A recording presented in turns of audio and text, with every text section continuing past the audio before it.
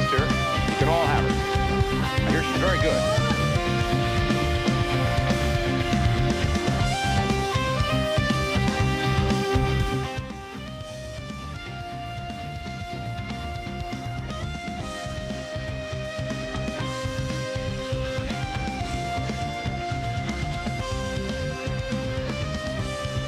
I know words, I have the best words.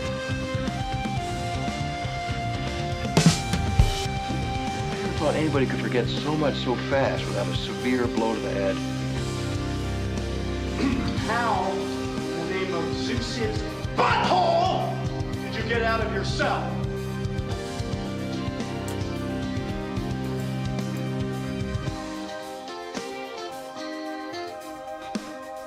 All right, we're almost up, people.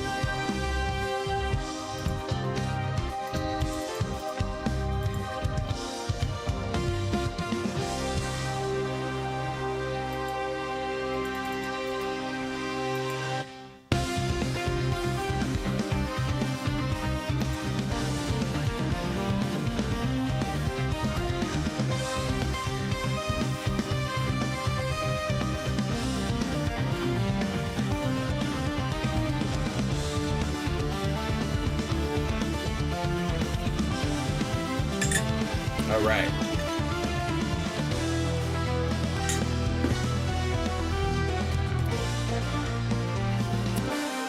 Well, let's get started, everybody. Let's give this a shot, if I can. Welcome to the show. It's Hal Sparks Mornings, Megaworldwide, live and always fresh. I have decided to start what I call the no clickbait challenge, ladies and gentlemen. If you're going through hell, keep going. Lean into your strengths and put a shoulder against your weaknesses. Major just dropped out for a second. I'm trying to get him back in, so he couldn't hear me. Nope, the same link. He should pop right in. He should be able to hear me. Check one. Can you hear me there, Major? I can hear you. Excellent. Okay, you couldn't hear me before, so I was a bit concerned. So I held off and thought I just actually closed it and then opened it back up again. And then it works now. So I'm sorry. The last 6 minutes I've been sitting here. Yeah, no, I was waving at you. I was trying everything I could. I was like, I'm over here. Here you go. Let me paste you in here and you can join us right away.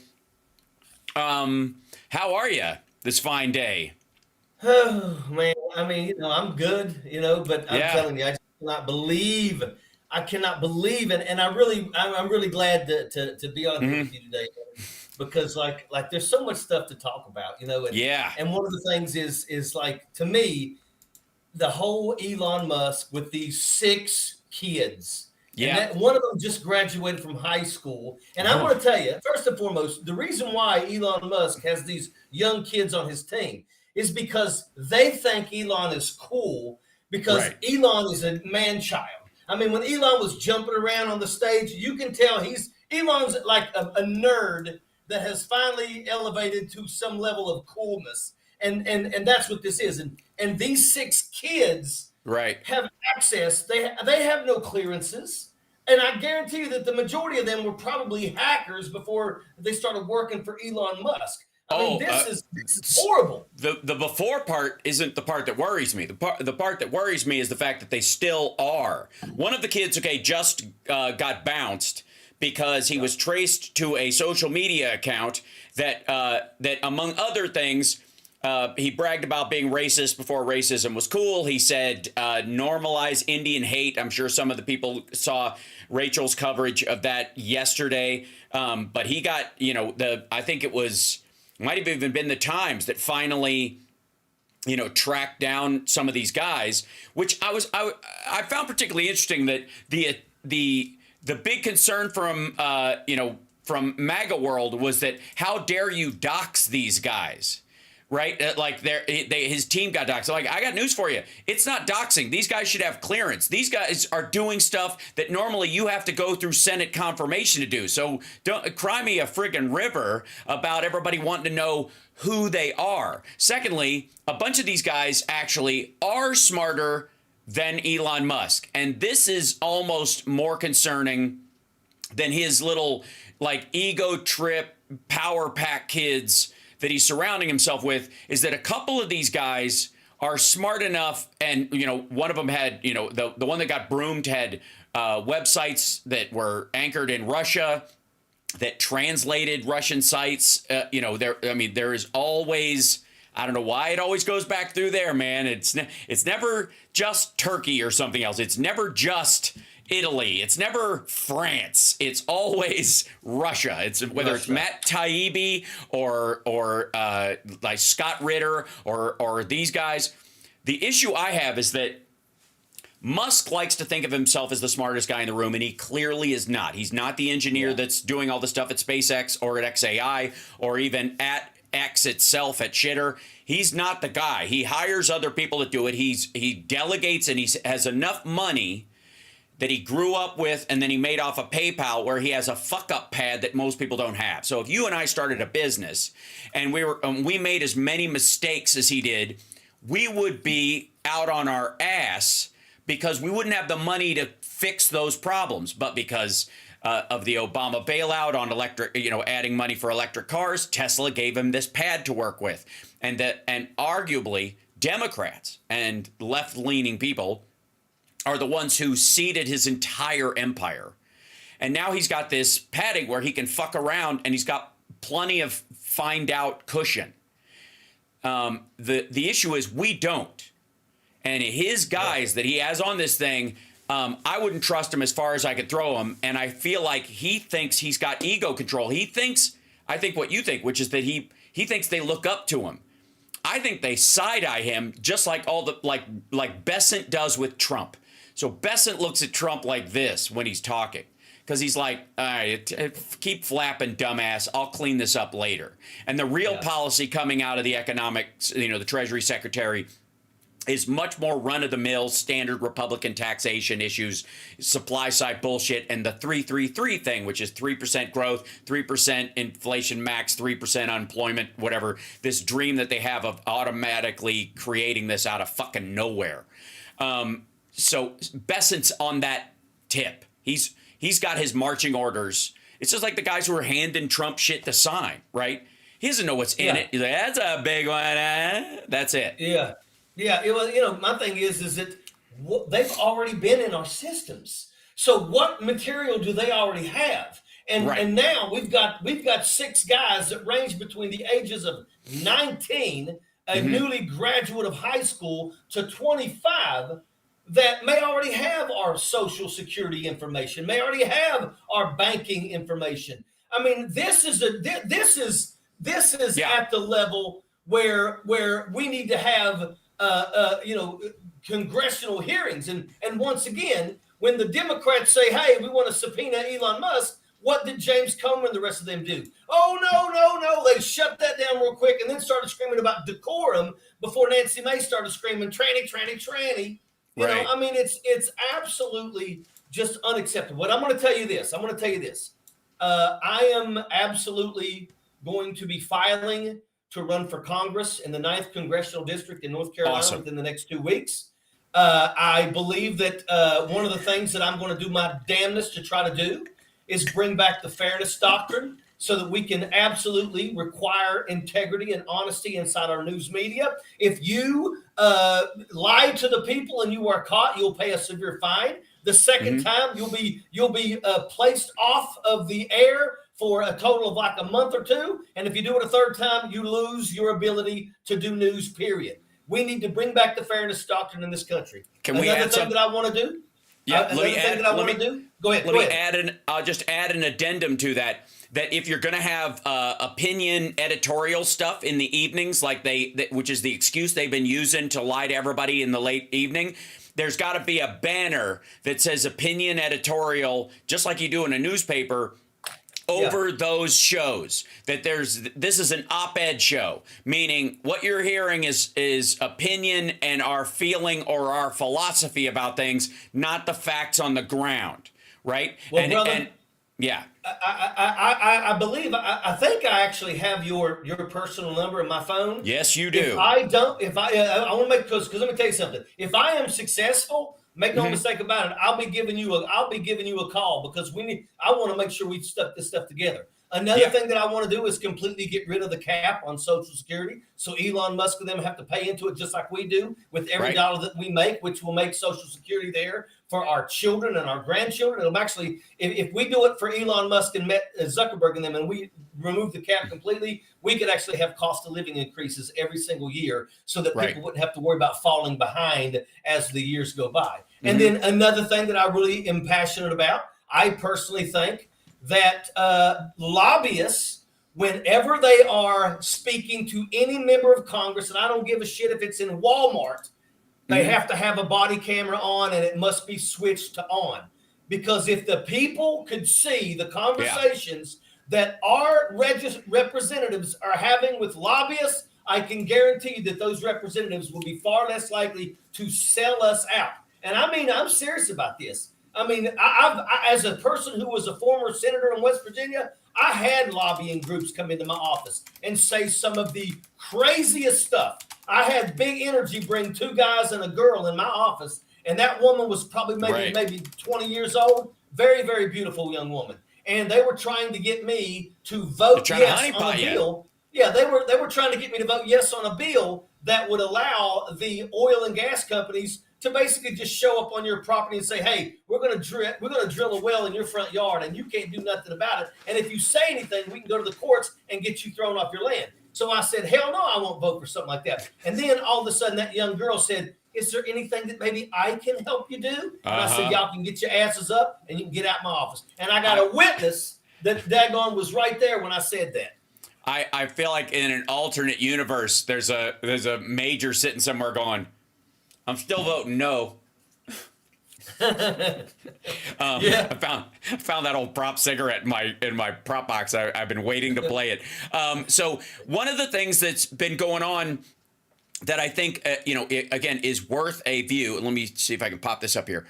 Is very seldom, and this goes to your kind of conversation about the House, is that one of the fail-safes, one of the things, we're not going to be able to rely on sensible people making sensible decisions around him, especially when it comes to shit like the FAA and the DOD at this point. You're going to have states shoring up, and House representatives will be the front line of states' needs in terms of protecting the system so that we don't have to have like this kind of patchwork bullshit that they're trying to create. Is that the House, in its own self-interest, House members have to recognize, whether they are full-bore MAGA or Republican or whatever, that he's trying to usurp the power of the Congress. He is trying to overtake and make what, and again, this has been a strategy forever. Nothing about Trump is new. It might seem, because it's full of crazy flailing bullshit, the kind of move fast and break things idea might seem new to people if you don't remember the early Reagan years, or even you could argue Bush 1, if it hadn't, or Bush 2 rather, if it hadn't been for 9/11, they were teeing up a similar kind of fuck around situation in government where they were going to get rid of things. And then remember when who was it, Rick, what's his name, who couldn't remember the 3 departments he wanted to get rid of, and one of them was the Department of Education. This has been a rubber stamp request from the Heritage Foundation and all those assholes for the longest time. None of this is new. It's just how brash it is. The problem is that the reason it hasn't worked before is because, again, red states rely on these programs more than blue states do. Blue states, there's a lot of money around it because there's more people. But there's also more money in those states to take care of those things. So there's these subsidiary and secondary and backdraft ways that fucking Maryland has money that they can take care of their impoverished people, but they get a federal grant to shore that up so they can use their money for other stuff, dock work and blah, blah, blah. Once you take that away through the federal government, the state will go, well, then fuck you. We need to keep this money for ourselves. And that's what you'll see showing up with all the states with money are going to start going, again, I've recommended the California build its own disaster fund, as should New York, as should and the biggest states that are constantly hit by hurricanes and the like should be forced to anyways as a secondary thing, that instead of leaving it on the taxpayers of the entire country, if you're getting regularly hit, you should be allowed to, and you should be responsible for a giant disaster fund for the state that builds money for the state, that ends up like a Trump's sovereign wealth fund idea. There are countries smaller than the economy of California that have sovereign wealth funds or similar. That's why they should be allowed to have one. And that money should not go, that our disaster relief money should not go to the federal numbers until it tops out that account, be it $140 billion. So 3 times plus a little of the cost of the fires in Southern California. You go, okay, if we had 3 of those, worst case scenario in a year, we could handle it, right? That's what you do. Like everybody should have 3 months rent in their bank account ahead of time, right? Yeah. That's the idea. You should at least have that covered in case shit happens. So the maggot Congress people are the ones who are going to be on the downslope of this more than anybody else. And at some point, maybe it's Chip Roy and the rest of these guys throwing fucking fits, but they're seemingly starting to realize that Trump wants to just usurp the ability of them to create and destroy departments, create and destroy agencies on his own by fiat, which is fucking never going to happen, right? Even Republicans know this, because if he loses, then, well, he's going to be whatever. But if Republicans lose next time and can't get somebody in there that's as maggot as Trump, which is highly unlikely, or a Democrat gets in, which is highly likely, what they will be able to do, given that power, is overwhelming. And so there's a reason why everybody's been kind of like tap dancing around and tapping down things. And that's where that balance and comedy thing, because they knew that once that power gets out, it's hard to take back. And this is in the Constitution. The ability to create departments and the like is in the Constitution. They're not going to shift the Constitution or have an amendment that allows the president to do this fucking willy-nilly. He can prioritize stuff, and he can, shift his slush fund money that he gets as part of the administration to his priorities, which is what you should be able to do. But you can't just line item veto the existence of agencies. It's, it makes, yeah. Yeah, I honestly believe that within 6 months, I think every Republican's going to be done. I think they're going to start realizing that, he's killing the very programs that their people rely on. Let me tell you something. We talk about red states.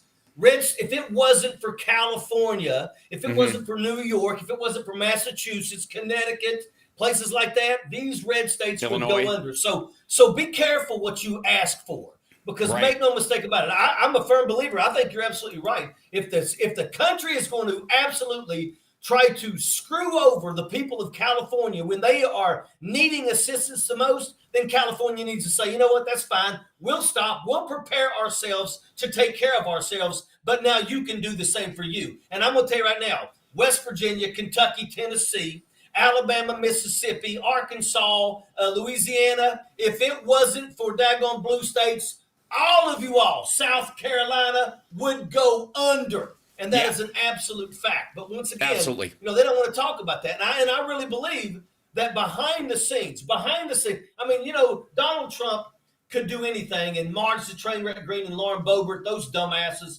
they're going to support Donald Trump no matter what, because they're just not smart enough to get it. But I'm going to tell you, there are Republicans behind the scenes. And we've already seen this.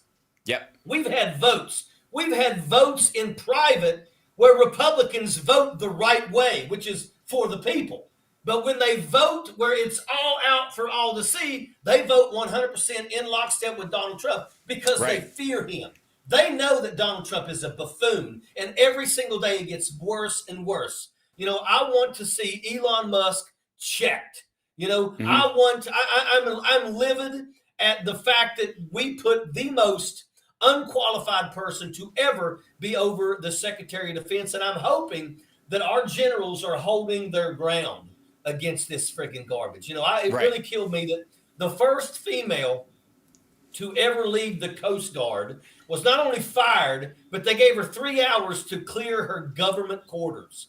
And anybody who's ever lived in government quarters knows that that is absolutely impossible. But once again, that's a slap in the face to somebody who has given 40 plus years of her life to this country. And that's how little they care. So make no mistake about it. If you're a veteran and you think that Donald Trump's my guy, you don't even understand. He don't give two shits about you. As a matter of fact, behind closed doors, he resents you because he never had the guts, and nobody in his bloodline ever had the guts to pick up a rifle and man a post. So stop giving that friggin' orange buffoon your support. Well, and yesterday, like I was playing his the prayer breakfast that he did, and he flat out says that the most important people in the country effectively are in that room. Like, these are the most important people in the countries, if you really think about it. And what it means is that these are the power brokers. Like, you could go, there's even a way to. This is how fucking dumb he is. He's too stupid to even be selfish, right? So you could phrase that in a way that blows skirt up their asses while at the same time covering your butt by saying, you guys are some of the most important people in the country because you represent Americans. You carry the weight of what they want in office, and you have that responsibility on your shoulders, and you shoulder it every morning. Like, how fucking simple is that? Like, again, but that's we're talking about Trump. Right. He can't even do it. He can't even fake it. He can't even pretend that he doesn't value certain people in positions of power more than the average American. And again, he and Musk and those guys have absolute disdain for them. Musk goes to work thinking that, we've been through this before too. We've been through the Musk thing before. The last time Elon Musk showed up, his name was Henry Kissinger, and his relation wasn't to the world of technology. It was to the world of political sociology the world over. He had connections to the richest and most powerful people in a bunch of different countries. And he, as an immigrant to the United States who had just kind of loitered around the halls of power, that was not in many ways, I would argue, aligned at all with the Constitution or the beliefs of the average American person, was whispering in the ear of president after president from a position of both power and alleged knowledge that drove this country in a really shitty direction. Very similar circumstance to him in the 60s around Vietnam and what Elon Musk is doing. It's just a different industry that he's tied to. Same bullshit, though. We've been through this before. At that point, he had relations with Russia. He had relations with China. He had relations with the Middle East, Kissinger, and he had access to the Situation Room. He had access to the Joint Chiefs meetings. He was around all of that shit.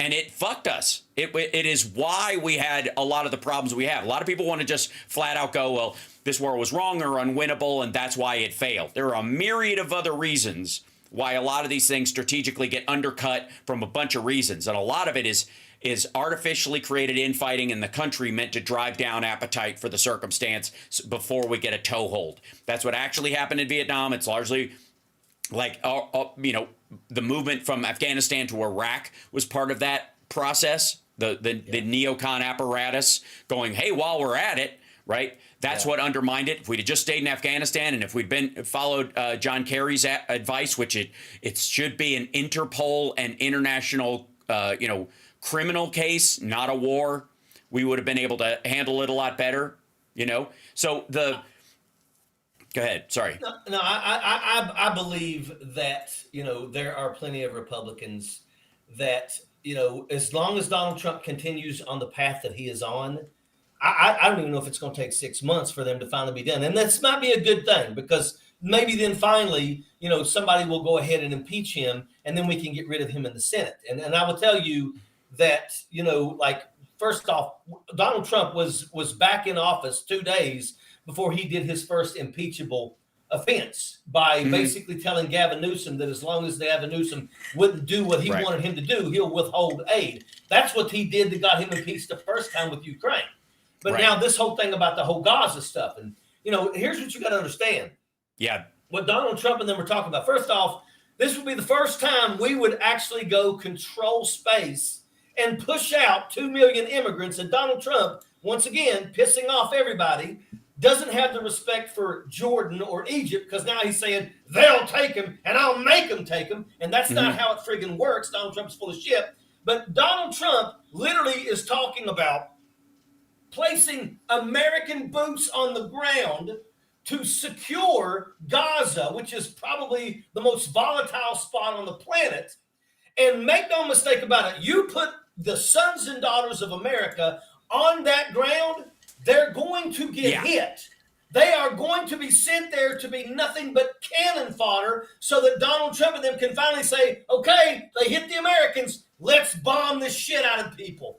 Folks, this is, that right there alone is another, I believe, impeachable. I think Al Green, Representative Al Green, is now talking about putting articles of impeachment together for that. Now, I don't think that the Republicans right now have the taste to impeach Donald Trump. Once again, we watched what happened when Stansbury said, hey, I think that we need to subpoena Elon Musk, and they went absolutely crazy and make sure they shut that down because they're cowardly. They know that if Elon Musk goes in front of Congress and the Democrats get their hooks in on him, he's going to say things that's going to embarrass all of them and prove them all to be absolute corrupt friggin' people in Donald Trump's little game. They're scared of Donald Trump. They're cowards of Donald Trump. But once again, as long as we keep down this path, it's going to get rough. It's going to get rough. Prices of groceries are going to skyrocket, and they're already starting. The price of gas is going to go up. All that stuff's going to happen.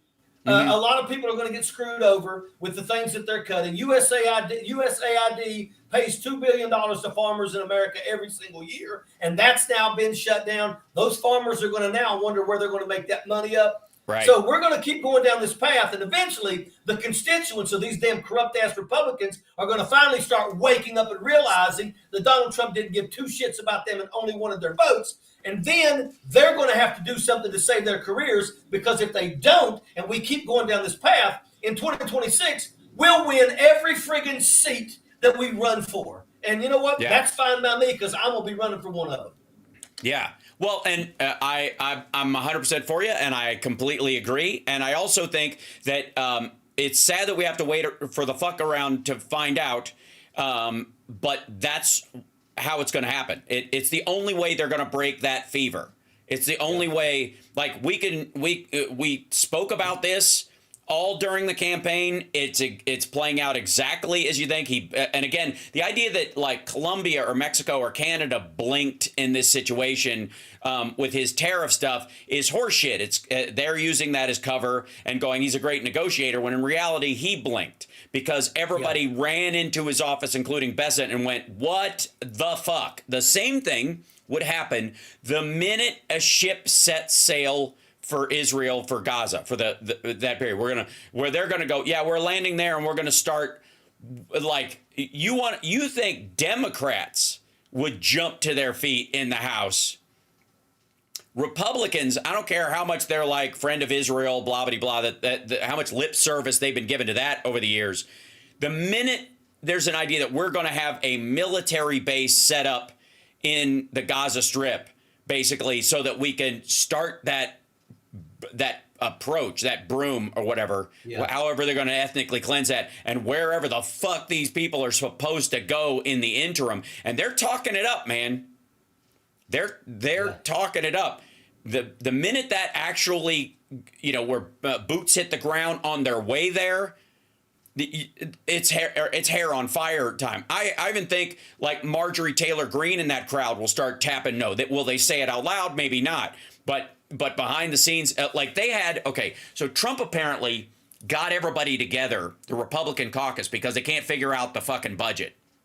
And the reason they can't figure out the budget is because they don't have a mandate. They don't have a landslide. They got a fucking 1-vote majority, and they're going to lose it. And they know it, especially if they do this kind of draconian bullshit, because again, 78 to 75 is not a fucking rout. And yeah, you're spot on right. And here's the thing too. Let me tell you something. If we redid the election today, I'm going to tell you, Donald Trump would no longer get Latino votes. He wouldn't get Hispanic votes. He wouldn't get black votes. He wouldn't get Asian votes. I mean, the things, there were Palestinians for Trump. There were LGBTQ for Trump. None of those groups now would ever support Donald Trump, because they now realize that everything that Donald Trump promised them, he lied. Yeah. So, those people right now are smart enough. They've woke up. I mean, you've got daggone people that are from Colombia that are sitting in deportation centers waiting to be sent back to a place that they escaped from. Donald Trump doesn't give two shits about these people. He never has. He never will. But once again, that's the thing. The Republicans, I believe behind the scenes, I believe that they're talking. They're saying, hey, man, holy shit.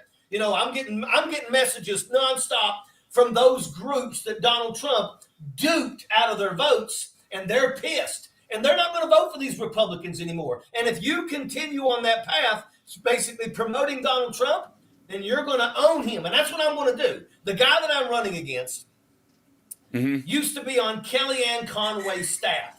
So first off, she's just as bad of a liar that Donald Trump is, and he was on her staff. And of course, during this last election, I'm getting flyers in the mail that are nothing but shut down the border, build the wall. I mean, look, but once again, that is what these people have been able to run on and be successful, because Donald Trump has all these people duped. But these people are going to start waking up, because make no mistake about it, these poor white people, they're going to be screwed. When you do away with public education, you're going to do away with, if you have a child that is autistic, if you have a child that has a little issues when it comes to learning, it's called an IEP. If you have a troubled child, the schools actually have capabilities to help these kids to be able to go through the process. When they do away with the Board of Education and they kill things like IEPs, what they're going to tell you is, Mom and Dad, leave your kid at home. We don't need him at the school. We can't deal with him. So one of you two are going to have to quit your job, because now you got to stay home and watch your kids. And I'm going to tell you, the poor white people are going to get drugged through the garden. The only reason why they're still daggone talking Trump is because they're still hopeful that eventually, before daggone everything falls to the ground, Donald Trump's going to all of a sudden, make everything better. And it's not going to happen. Agreed. So there was a story. Here, I'll see if I can bring it up real quick. More than a half a dozen GOP members and staffers told Notice that Trump's sudden moves have yielded thousands of questions from distressed constituents. Keep those calls coming, people. With congressional offices receiving an unusual influx of calls and emails in response to the president's executive orders. Gorman reported before adding, one GOP aide said of the Trump White House, they need to get their shit together. The overall part of this story was that he said that hometown voters are shitting Twinkies was the phrase, which is something I'm not familiar with. Trump burning up political goodwill at an alarming rate as GOP lawmakers fume. I got news for you. They didn't ask for this shit. This is like he thinks he got. I told you the downfall of this fucker would not come from necessarily the resistance or us or fighting back or whatever. It'll be caused directly by the people whispering in his ear and telling me he got a mandate, lying to him because he'll be over his fucking skis in a day, and that's exactly what's happened. And that's what's happening. I love the fact that the ICE hotline had to shut down their phone line because all they got was bombarded calls talking about deport Elon Musk. So once again, I mean, that's the thing is that, people are starting to wake up, and these Republicans behind the scenes are shitting Twinkies, if that's what you want to call it now. But I mean, man, I mean, I'm like, good. Because you know what? Not only do I want to represent my district in Congress, but when you are a member of Congress, you vote on bills that help every single person in this country. Right. And I would love nothing more than to make it to Washington, D.C. and be in the majority. Look, I was in the minority in West Virginia. And I'm talking about It was 22 Republican senators to 12 Democrat senators. And let me tell you something. I still got West Virginia for medical cannabis to be legalized. I got corrections to pay raises. I'm the one that daggone my speech started the teacher strike, and we won that fight 9 days later. Let me tell you something. If I can daggone get things done with the Republican having a super majority over us, man, I would love nothing more to get to Washington, D.C. and be in the majority. Because make no mistake about it, I tell people this.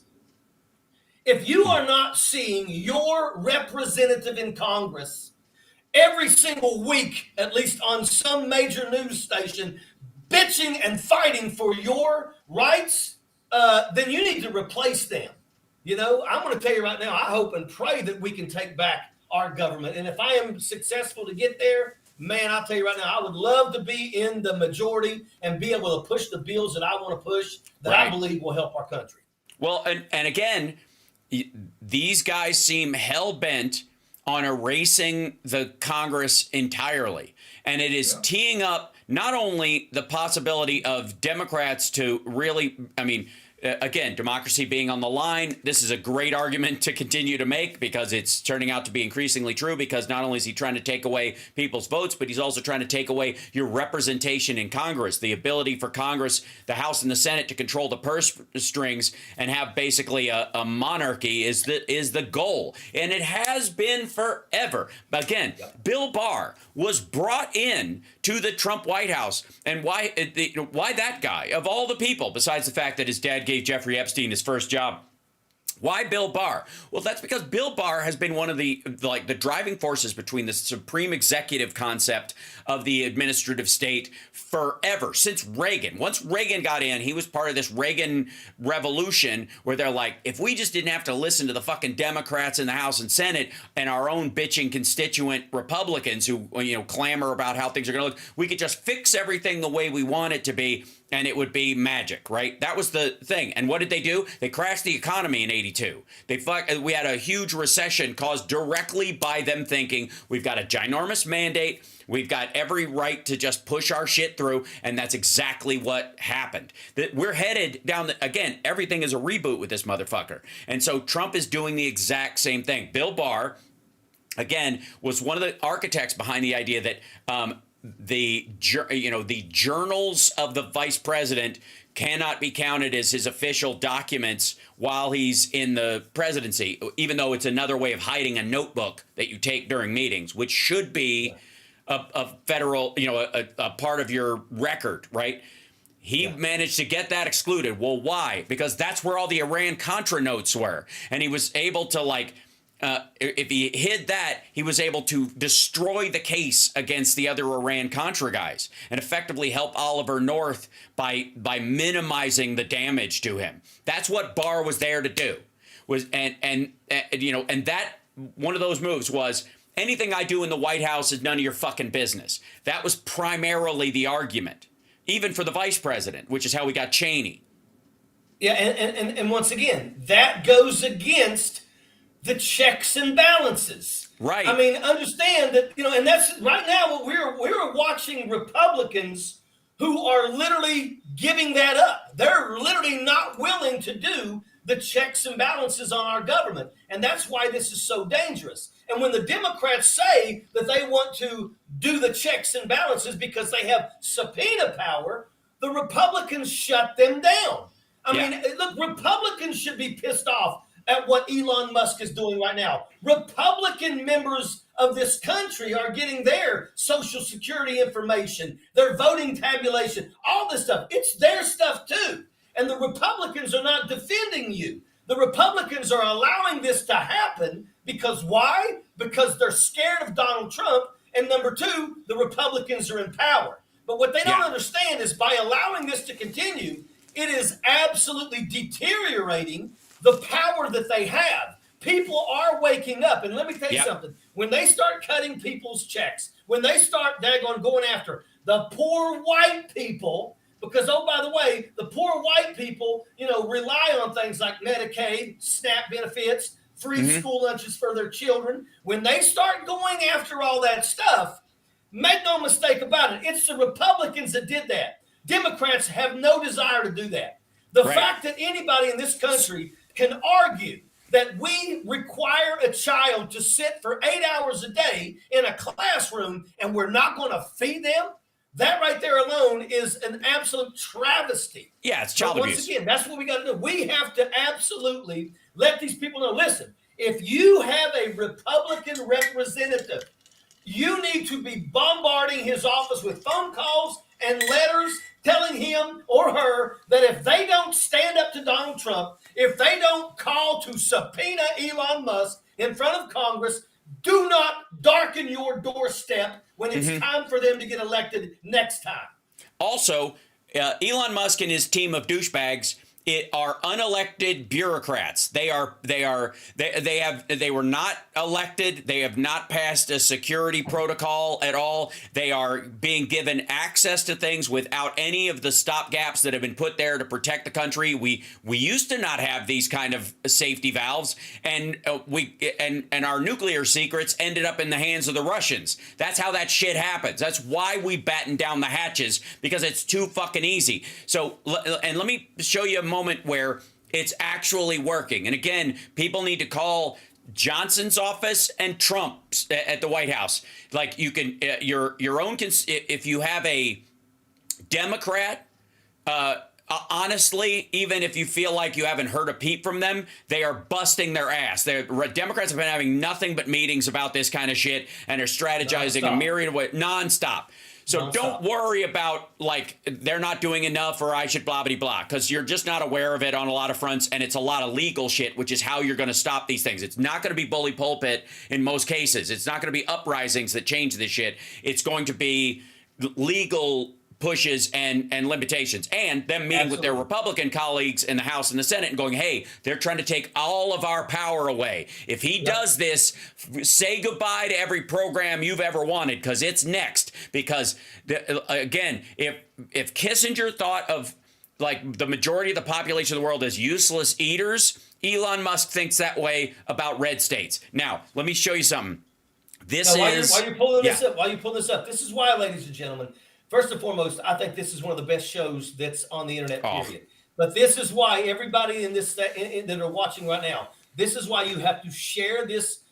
This episode right here needs to be shared far and wide. Yes. Because you don't get to hear stuff like this on the news media, because most of them are too cowardly. This is why every episode needs done this way. But today's episode, especially, share it far and wide. Thank you, brother. I appreciate that. And you need to know that one of the ways they make people disengage and stop fighting and stop pushing and stop voting and stop getting engaged or get overwhelmed or exhausted is to make you think nothing is happening, and it absolutely is, and it's still having an impact. This idea that, like, once he got in, we're not even going to have elections.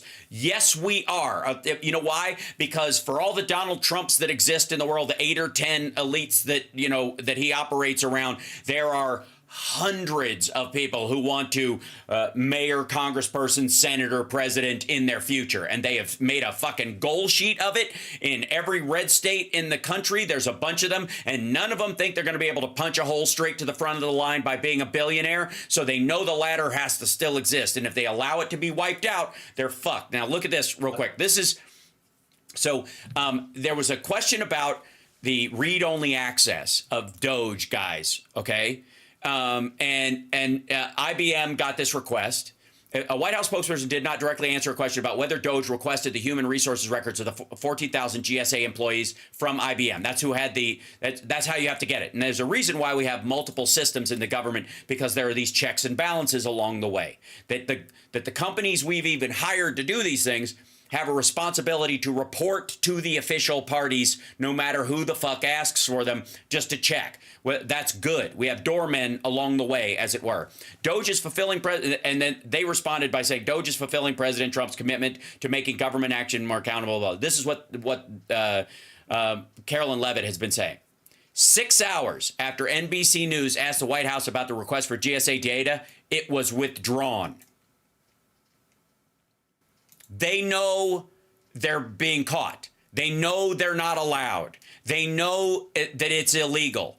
And if sunlight being the best disinfectant in these circumstances, that level of pressure, there is real reporting, good old NBC News doing actual shit, even though Trump's threatening everybody with losing their license or their they're going to lose their bandwidth on cable or whatever the fuck. It's so absurd. But this is the important part. 6 hours later, it was withdrawn. They bugged out. They didn't get the material. They didn't get the details of these 14,000 GSA employees from IBM, and they withdrew the request because all of the conversations where they request that, who requested it, when they requested it, how it was to be delivered, and to whom is all part of FOIA. Whether Doge operates outside of it or not, in their mind, it doesn't matter. And if Trump goes, eyes only, folks. That's for your eyes only, folks. Right. And so in the case of like Trump, saying, well, he can commit a crime and he can get away with it and he's allowed to order something that's illegal and he can do whatever he wants according to his official duties. They are shouldering the door as much as they can in these situations. We have a little bit of luck in that Donald Trump is fucking dumb. That he literally doesn't understand any of this shit. And there are 13 people on either side of him going, we should do this immediately, and we shouldn't do this at all. That's the MAGA group. So yesterday, he put a bunch of them, a bunch of them came to the fucking White House for like this MAGA meeting. And he allegedly like put them in a room together and said, work it out. And just left. And so, I don't know if you heard about this, but they just, basically it was just a screaming fit. And some people came out and went, oh, I thought that was productive. And everybody on condition of anonymity and ability to speak freely went, it was a fucking clusterfuck. We didn't come out with anything. Everybody's furious. And it's because the red states are on the downslope. He can threaten taking California's money away, but it's not going to fuck up San Francisco. San Francisco has Silicon Valley as a local tax base. It's not going to fuck up Los Angeles, which has $1 trillion economy by its fucking self. It's not. California's economy's like literally like the third or fourth biggest in the world. Yeah, California is economy's basically more than most countries. Right. So if you took it away, if you just said, we're fucking the state government out of those funds, let me tell you something. California can afford, as difficult it might be, its difficulties. If it has an earthquake, it can fund its interior fixes. It can, can process it because it's a big fucking area. You know what can't? The Central Valley, the fucking area where Trump just flooded with a bunch of water that they didn't need at the wrong time of the year. Right? And those guys basically draining reservoirs that are needed for drought, by the way. Yeah, and once again, just like California has wildfires, they also have horrible droughts. And Donald Trump, because Donald Trump is dumb as a damn stump and a buffoon, literally just drained those and then tried to act like he's a hero. Right. Goodness. Yeah. In the rain, literally right before we had that like atmospheric river come through, he pours in this fucking water. That's when you would refill all the reservoirs. They literally were like, we tip off some of these reservoirs because they get too much water this time of the year. We let a little of it out anyways.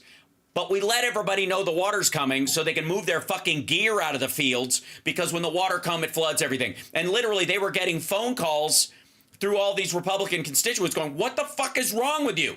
He just comes out there and has them like release water from these dams without giving us warning. People lost gear. They're going to be suing. They're going to be suing over the gear they lost because of the flooding.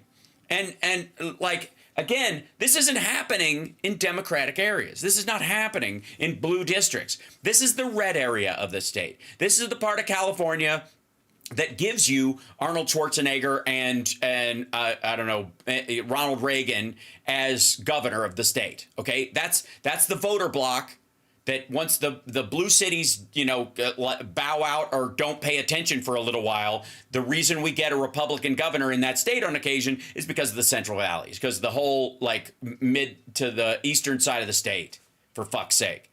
And like and he just screwed them out of the water they're going to need for their crops and flooded a bunch of their gear and that kind of shit just to make a fucking point he doesn't understand. And again, we're kind of lucky because if this was Donald Trump of 2011, 2012, he might be smart and conniving enough to actually grasp what the fuck is going on and be a participant in this. But right now, this is dough-headed, syphilitic, dumb Donald. Yes. And we're lucky. Again, we're lucky that the Jan 6ers were a bunch of fuck-ups, or we would have that coup would have worked. And the same thing is true now. Like half of the thing with the idiots he's putting in charge is that I'm like, they're so overwhelmed by the circumstance that at some point the pressure will ratchet up and they will defer to the people that have been there a while to fix things. Yeah. And that will be the saving grace. I agree. I believe that every single day more and more people are going to wake up in this country. And once again, all of these Republicans that are now towing the line for Donald Trump, they're going to start getting called out. And that's where we need to capitalize. Folks, let me tell you something. Every single race in this country needs to have somebody running against a Republican. And let me tell you something. You know what? I tell this story about a guy who owned a gas station in my hometown. Of Logan, West Virginia. An honest man. Everybody in the entire county knew him. He was a good guy. He was a fair man. And one day somebody said, "Hey, John, why don't you throw your hat in the ring and run for county clerk?" And John did it, and he won. And he has been the county clerk now for like 15 years. He is the most honest man. I mean, I'm going to tell you, this is a place where I was almost murdered when I ran for Senate. That's how dirty this place politics are in this place. But that guy right there has been holding it down for almost 15 years. An amazing person, and that's the key. You know, I hate to say this, but the truth is a person of color will never beat Marcia Trainwreck Green because her district is racist. But I'm going to guarantee you can find a white guy in that district that's an honest, good person that can run against her and win. And we need to be looking for those people and finding those people. I cannot believe that Lauren Boebert, a person who has failed the GED 3 times, who is now talking about supporting being against public education, go figure, continues to win these seats. You know, you're giving her $176,000 plus an additional $30,000 for rent and food and stuff like that they get now because they voted that in for themselves. But Carol Miller from West Virginia, same thing. These people are going there. They're drawing these great salaries, and they're doing nothing. They're actually voting against you. They're voting against Donald Trump just shut down all the infrastructure money that was still going to these states. West Virginia lost between $6 and $8 billion alone right there. That should bother people. And your representatives they're okay with that. Because why? Because they don't want to daggone say anything negative about Donald Trump. And that's why they all need to go. I agree. And I also think that the bad news for those maggots that are, whistling past the graveyard right now is that if you hooked up Grok AI or any AI, and that this is my lead into Rob Glenn joining us in just a moment, to any of these systems, and you said, on a meritocratic level, what cities in America are worth saving and which ones should we just let go down the toilet? Which ones produce the most? Which ones are the biggest drag? Right? Just on the merits. On the merits. Boy, it's all the blue cities are going to go right to the top and will be like, we need to protect Chicago, New York City, Los Angeles, San Francisco, all the states these fuckers hate. Seattle, we got to protect those at all costs, and fuck Bakersfield is what it's going to do. It's going to say like Springfield, Ohio. It wouldn't even fucking chart. It would go, just why are you even building infrastructure there? It doesn't warrant it with limited resources. I guarantee it, and that's what's going to happen when Doge makes its recommendations. If they're not making political ones and they really go, here's what our assessment. This is what's worth fixing. They want that money to do it. And I'll tell you another thing too, in terms of Ohio. Ohio is just one of those states. that both sides believe is so important. So no matter what, Ohio gets funding. And the bad part about that is that Ohio's representatives that are all freaking Republicans, show me one single bill that Jim Jordan has ever sponsored. You won't find one because he never has. And that's the thing. They claim that they're fighting and getting all this money for their states, and the truth is they're not. Their state automatically gets it because both sides believe that Ohio is important strategically. So that's what we are. But these people in Ohio, they're not fighting for their constituents. Jim Jordan don't do nothing but daggone cause chaos and create smoke screens. But, again, they think that's a feature, not a bug, because, again, the Republican mantra is government can't do anything right. Elect me and I'll prove it. Yeah. And that is the Republican system. A small government, a government so small that our enemies could drown it in a bathtub, that Vladimir Putin and Xi Jinping could drown it in a bathtub. A government so small it has no response to the threats of the world and the protection of intellectual property and our economic system. That's the goal. It's smaller than the job, too weak, perforated, so it's easier to tear apart. I want to thank the Major for being on here. Please, guys, follow him. We have the links in the chat. And are you live streaming tonight? It's Friday. So every night, 8:30 Eastern Standard Time. Ojeda Live on YouTube and Facebook, and also follow the Turn Left PAC because there's a lot of stuff going to be going on, and especially in this next election. And we need as many people as possible to be on board. Awesome. Anything I can do to help, you just reach out, brother. I'm glad. I'll just spitball stuff with you. I'll do whatever you need. I love the show. I love the show. Everybody share. This is a damn good episode. Brother, I'll see y'all. I'll see you next week. I can't hear him. Thank you so much. All right. Cheers. Thank you, brother. All right. I'm going to jump right over to here. Yes, we'll pass that on, Rob, to the Major. In 1 second. Give me this good here, and then I got to turn off this because I have to build these things as we go on the fly right now, if I may. And our friend, give me 1 second. Pop you in here using the same one. Right. Boink. There, ladies and gentlemen, here he comes. Fantastic. There he is. Our dear friend Rob Glenn joining us right now. Now I have to. Pardon me while this gets ugly for just 1 second. I'm going to throw this in here. Boink. And it's, hold on, filters. And then we'll throw in a chroma key. And then this is because Rob's, his lower third has little animation going around the corner of it. So it's not just. Oh, really? That's cool.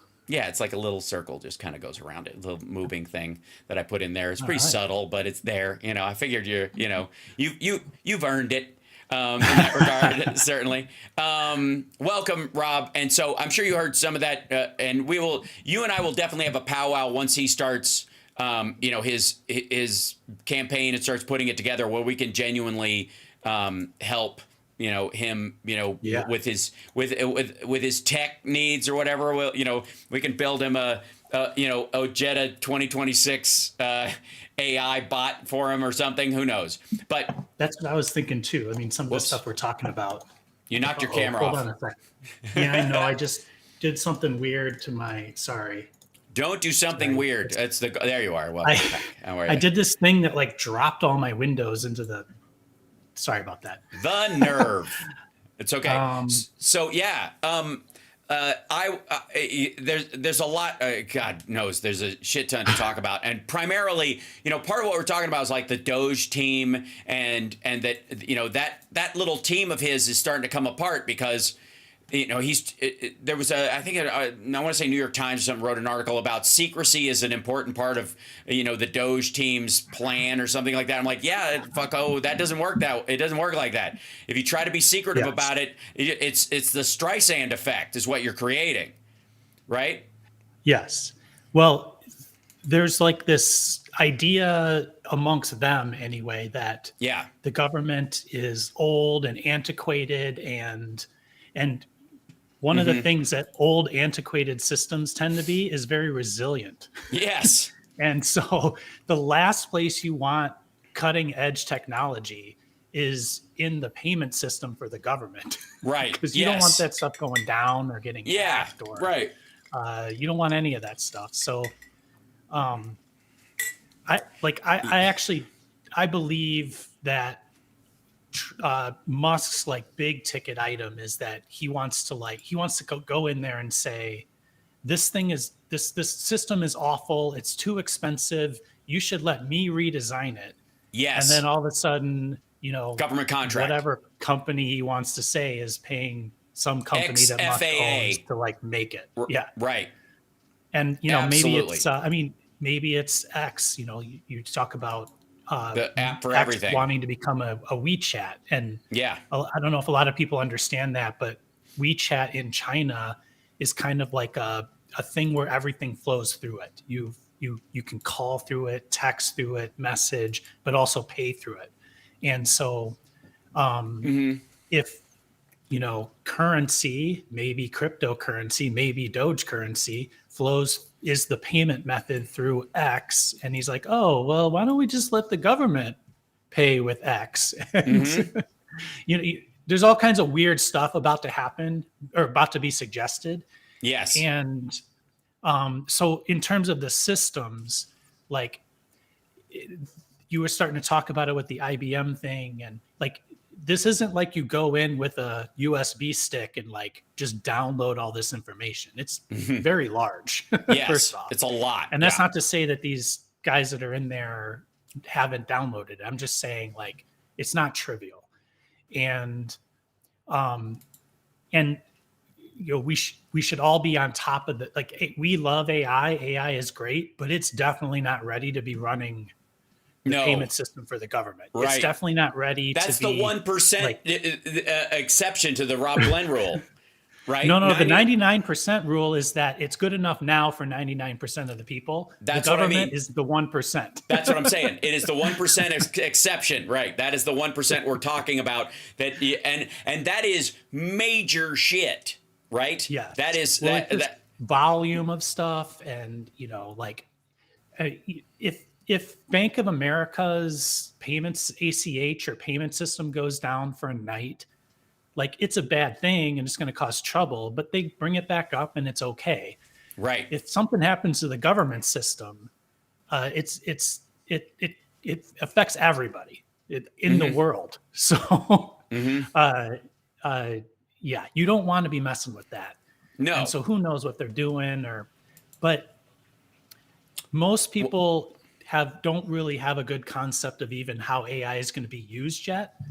Right. And so it's so scary. It's very scary to think that someone is applying that technology to something. Like, you don't understand the technology. You don't understand the access. You don't understand what it's going to do. And, this is why the government is slow. We need to slow it down so that we can make choices with clear heads, Yeah, it is. And again, there's a reason why, like, if it ain't broke, don't fix it. Is where they're talking about like move fast and break things is in direct contrast to things that are super reliant. Like, you wouldn't do that with the support structure of a bridge, right? That's an absurd notion to even bring it up. If you were talking about like move fast, break things in heart surgery, are you fucking stupid? And that has to be the response. I have this new kind of tape, and I want to use it in heart surgery. Are you cool with me doing that for the first time? Well, maybe we don't need a defibrillator. Maybe I'll take these brass knuckles and just punch him in the heart. Let's see what happens while you've got his chest open. And that's like the move fast, break things idea is great for software because it is confined to a space and it doesn't it doesn't matter yet, right? Yeah, anything that matters is not mission critical. Yes, anything that's right. The idea that you would just have like you know what? We've tried this whole thing with like astronauts that know what they're doing. Let's put somebody in there who's claustrophobic, who maybe it would work out. You know, they'll move fast and break things as soon as you shut the fucking door. They'll be like, ah, you know, like, so it's absurd. I mean, and anybody, if the Netflix servers go down, then you can't watch TV for a little while, right? Yeah, like, who cares? It's like, who cares, right? Even if like the, you know, Uber system goes down, then Uber doesn't work anymore for a little while, and you go and you find a taxi, or you get on your Lyft app, because most people have more than one app. You know, so it's not going to cause like planes aren't going to crash if you know. So you don't want to be like redoing the whole FAA system without some serious testing and thought. Well, and again, and I think that's the Democrats need to seize this whole like you know, again, if you have any brains at all and you've read Sun Tzu's The Art of War or The 48 Laws of Power or anything by Stephen K. Hayes, who, if you don't know Stephen K. Hayes, I read all of his books when I was a kid, along with the Bruce Lee books. I had them all. They're all the same size. They're all like in ninjutsu in a digestible form. But all the counter intel stuff that's in those things is pretty basic and pretty easy to understand. You take your enemy's strength and make it a weakness. You take your weakness, make it a strength. Okay. The cheapest version of that is bravado. If you're weak, make a big noise. People will think, well, fuck, he wouldn't be yelling if he was weak, because no weak person wants to draw attention to themselves because they'll get punched in the fucking face. And so there's an ROI on that, but it works up to a certain point.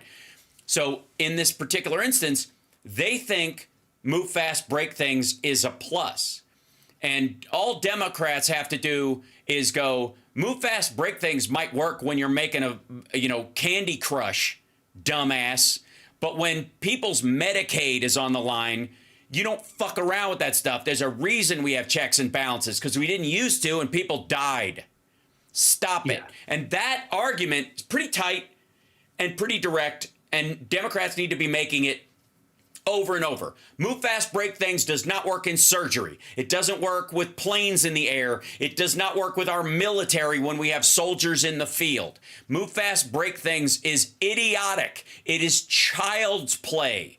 It is a fool's methodology that only works in a fucking sandbox. And if you want to take your little toys and play with them in a fucking Docker environment, you know, make a Docker package and play with your software where it goes nowhere else for a little while, you can move fast and break things in that environment. You can't do it when human lives are on the line. Stupid.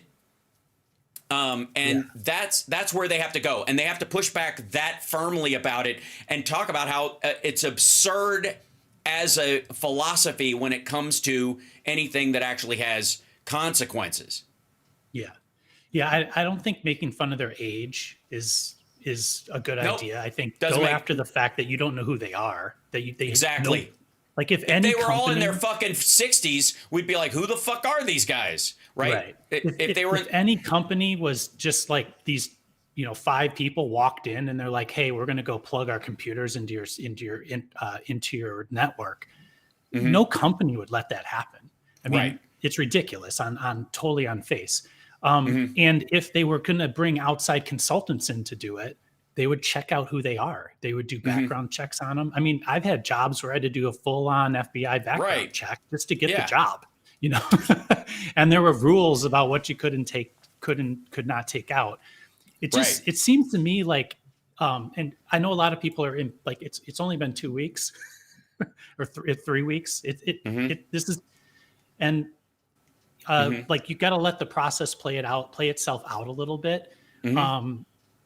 But it seems to me like these guys could be liable for a lot of stuff, like criminally liable. Yes. And I know that they were like, quote unquote, given permission to do this, but that permission's, you know, is it official or not? Like it's kind of like these buyout things that are going around, like they just send out an email, right?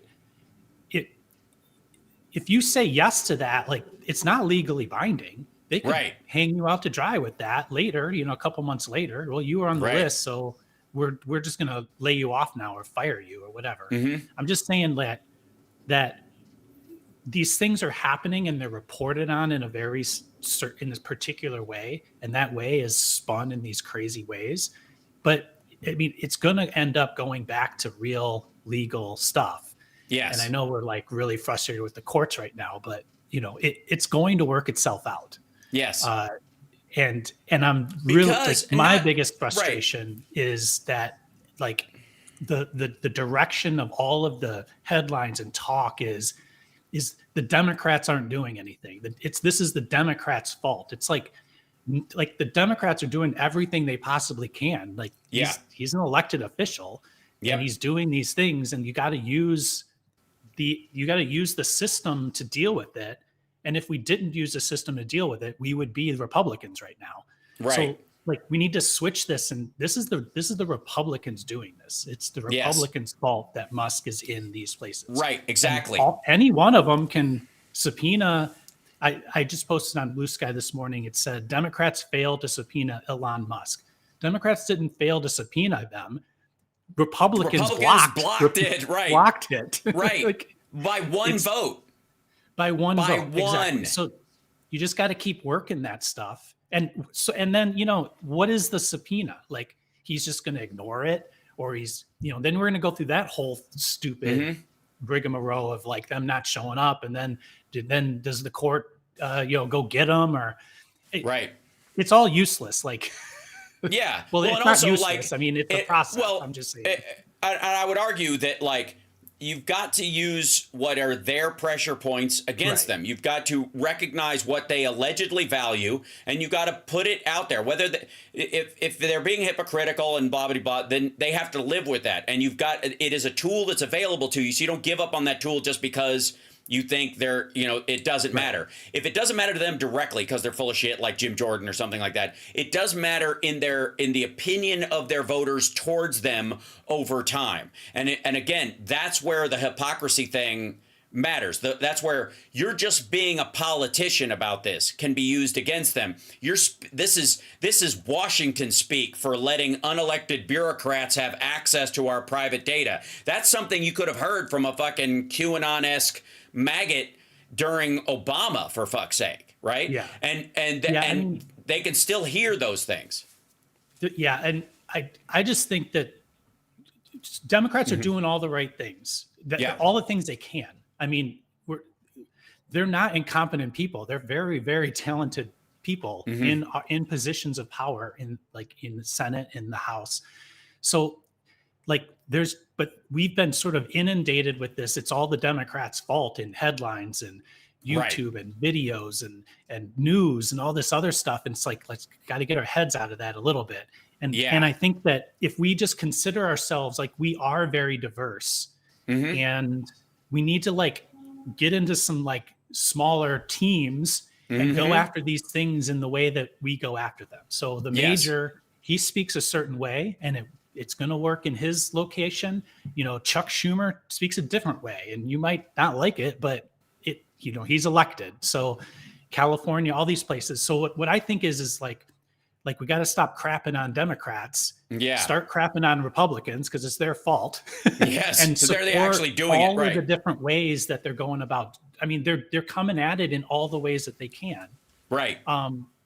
And I think we should be a little bit more ruthless. Like, I think we should be going after. So instead of saying, the department, this Department of Education thing is hilarious to me because Trump signed a thing to get rid of it. And then the next day or 2 days later, he signed something that the trans thing needs the Department of Education to enforce to carry it out. Right. So if you don't have the Department of Education, you can't get rid of trans people, right? You can't get rid of woke education stuff. Again, if you don't effectively, the issue that they run up against is that everything he wants, the things they want to destroy and get out of the way, were initially set up as mechanisms for the administration to be able to achieve their goals within the structure of a democracy that is very dense and has a lot of moving parts. So over time, both Democrats and Republicans have convinced their Congresses, when they had control of them, to create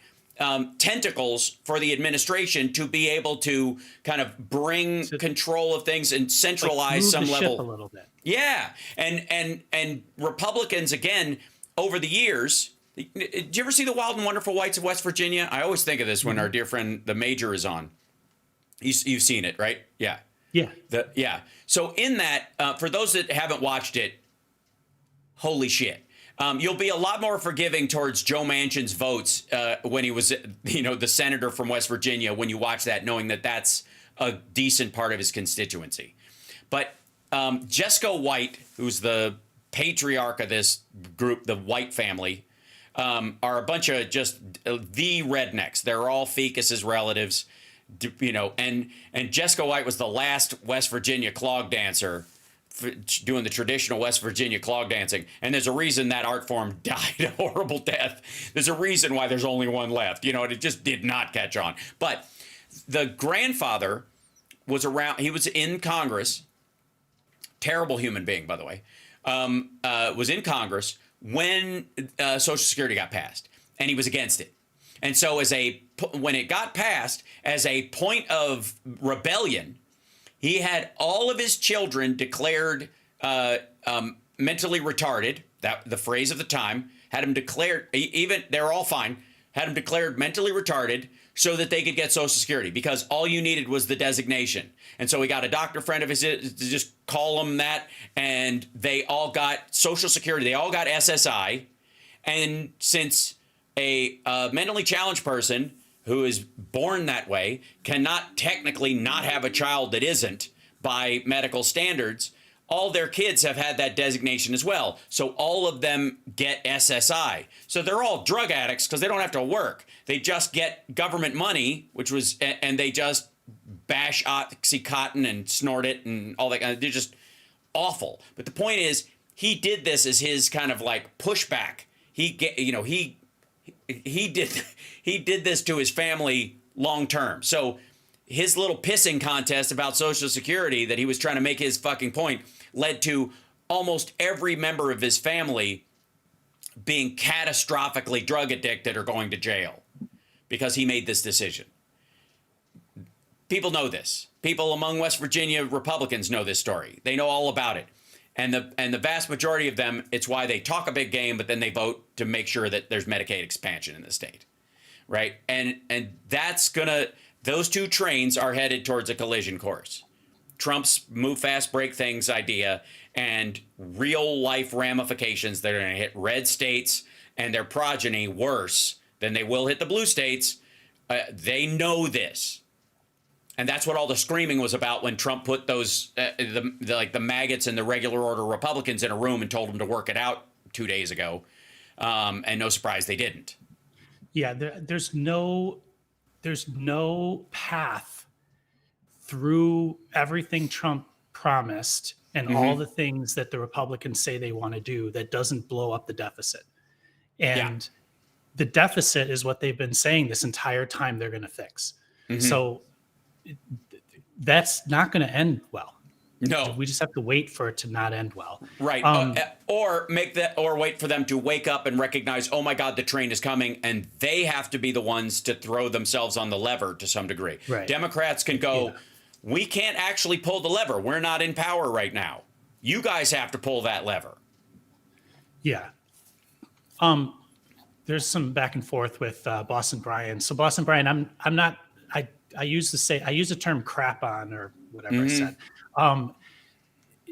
Like criticism and, if every, this is the both sides thing, right? Like, what I'm trying to articulate is that there's, for as many types of people there are in the Democratic Party, there's a lot of different ways that you persuade people. There's a lot of different arguments, and each person kind of needs their own flavor of that argument.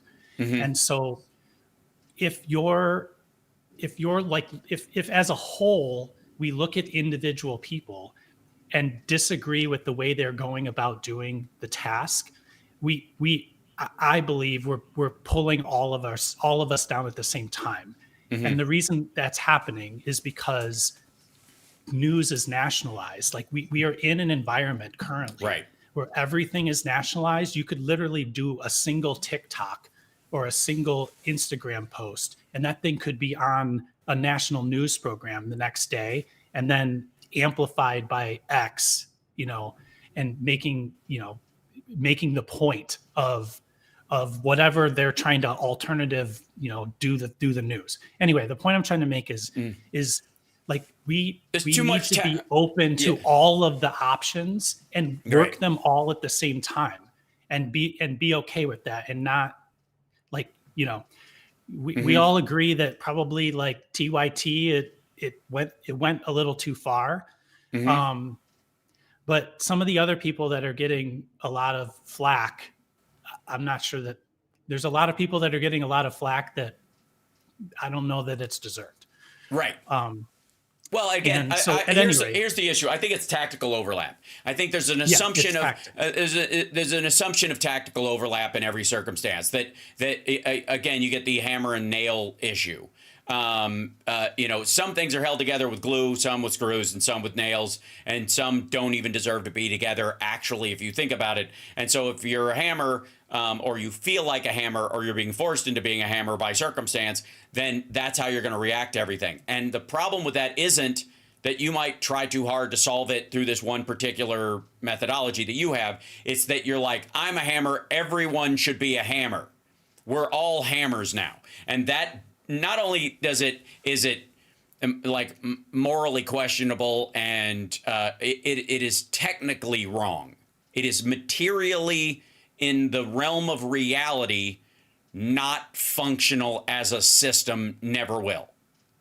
Right? And that's the issue that I have. Like, and again, you can bitch about some people that you think aren't voting the right way on the Democratic level, but what you're effectively saying is that single vote is equal to the 50 votes, or the 54 votes on the other side that are going to carry the day regardless. And it's not the case. And there are lots of other reasons to pick and choose battles, even if you're just manipulating someone. And again, this is why spies don't wear team jerseys, and why, night raids are not done with the same war cry you do on the battlefield, in Braveheart. It's important to recognize these things, and people's nature, if you liked them 6 months ago, has not changed in those 6 months, but their tactic might have. And if you're insisting they maintain the same tactic in the face of, changing battlegrounds, it's a recipe for losing.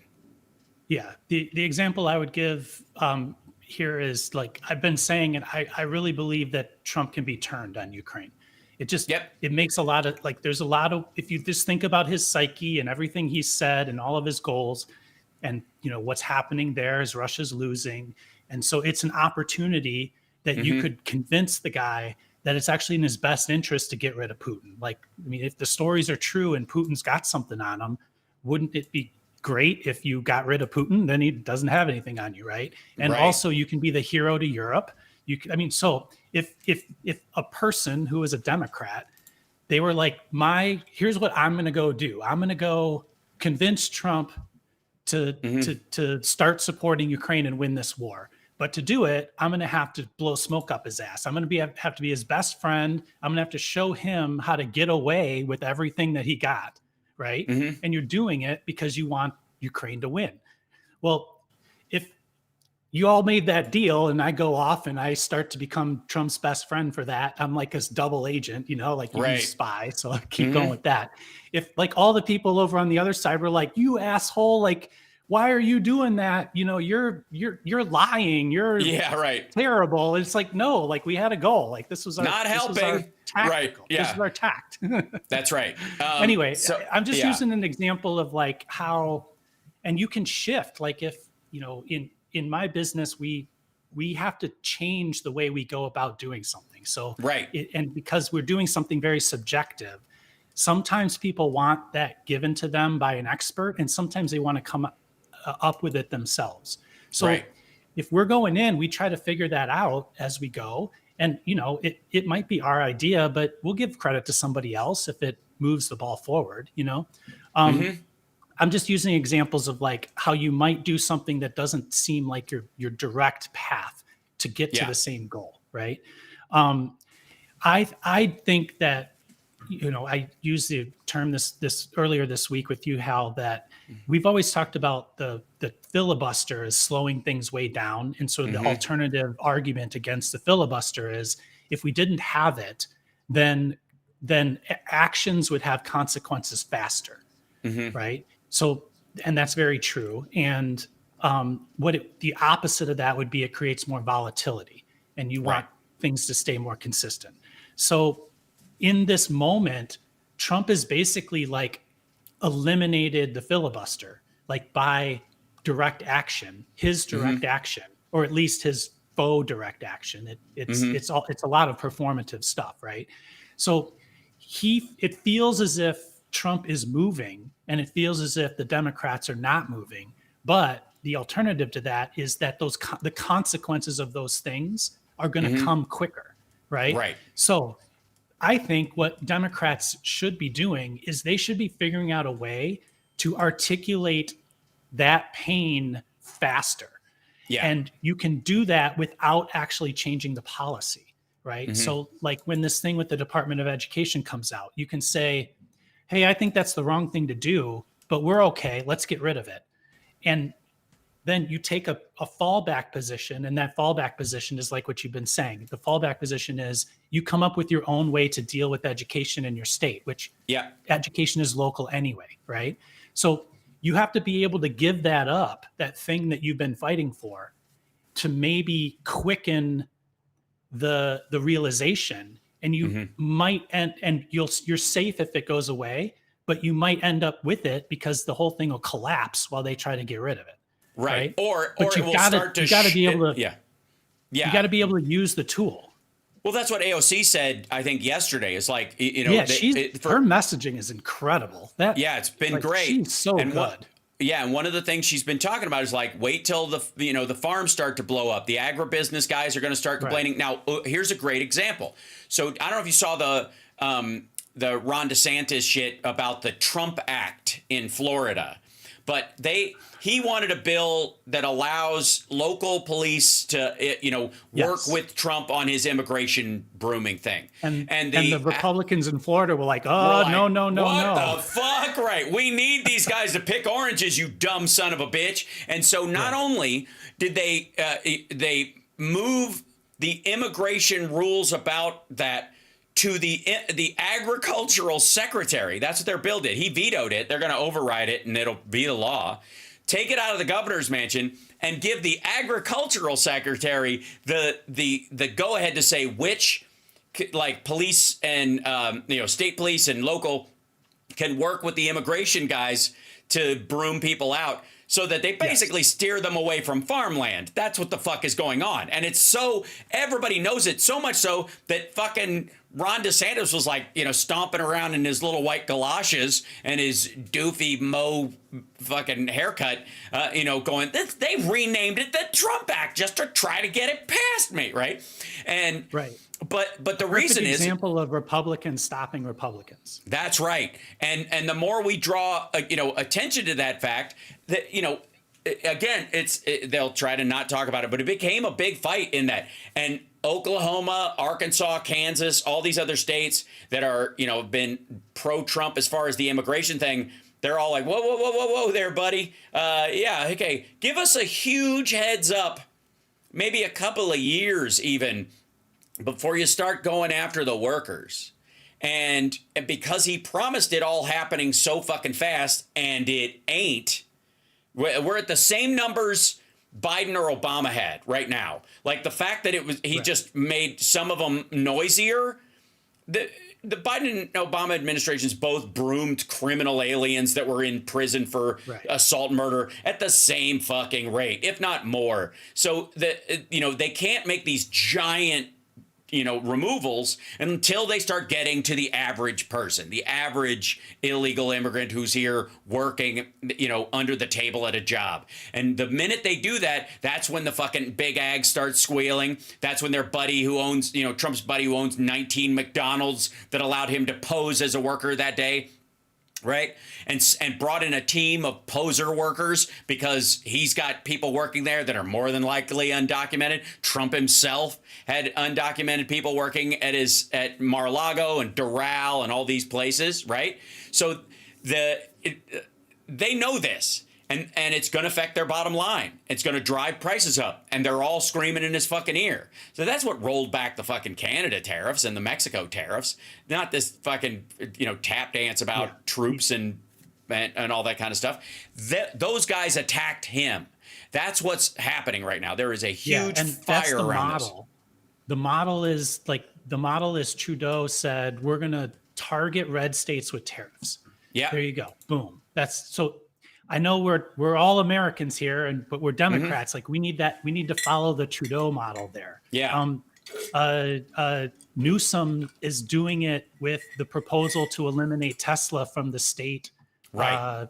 EV protections. Yeah. So again, it's reactionary to Trump saying, "Oh, we're just going to get rid of these nationally," and then California as a state said, "Well, we're going to replace them for everybody in our state. So go ahead, get rid of them, federal government, and ours are not going to include Tesla." So it's protectionary, it's backup. So it's a policy, and then you're ruthless about it. You say, "Oh, well, boom, no Tesla." Now go have Tesla shareholders go lobby Musk to stop it, so that they can convince California to bring it back. Right. And he was already in the process of like, fuck California, I'm moving to Texas. Right. And you're like, okay, well then we don't owe you anything either. Maybe Rivian would like that facility because it's already tooled to build electric cars and put them together. Bye. You don't let the door hit you where the good Lord split you. According to the American Immigration Council, the mass removal policy could impose a staggering one-time cost of $315 billion on the U.S. Deporting 1 million people a year could cost up to $88 billion annually. Okay, so that's why he's using the defense budget, because he thinks he's just going to pull from defense money, and that's why he's like. He also is convinced that there's all kinds of money in it that's like fake or that he can just take because there's so much grift and stuff in it that he's just going to go like, oh, there's not. It's like it's pretty finely tuned, and the stuff that is hidden for a reason. It's hidden for a reason. Genuine national security, right? Yeah, like it's so easy for on a news headline or on a story to be like, $1,000 toilets, and it's I mean, if I personally, as a company, made toilets for B-52s, they'd probably be $1,000 a piece because there'd only be 12 of them or some shit a year, every 5. Yeah, maybe 500. Like I don't know how many. They're literally bespoke, and they have to survive a crash and not back up because our national security. Fucking stupid. This is what happens when you've been playing telephone with Ron Paul for fucking 4 decades. That's what's wrong with the Republican Party, is these motherfuckers have been downstream from his raggedy ass audit the Fed bullshit that he's been throwing around like it's no big deal and like he doesn't actually know how shit works. That's the problem, is this asshole wants it dismantled. It's not that he doesn't know that it works and it functions very well. It's that he hates it because his allies are not in the United States, and he's been anti-income tax on a fucking Ayn Randian level his whole fucking life.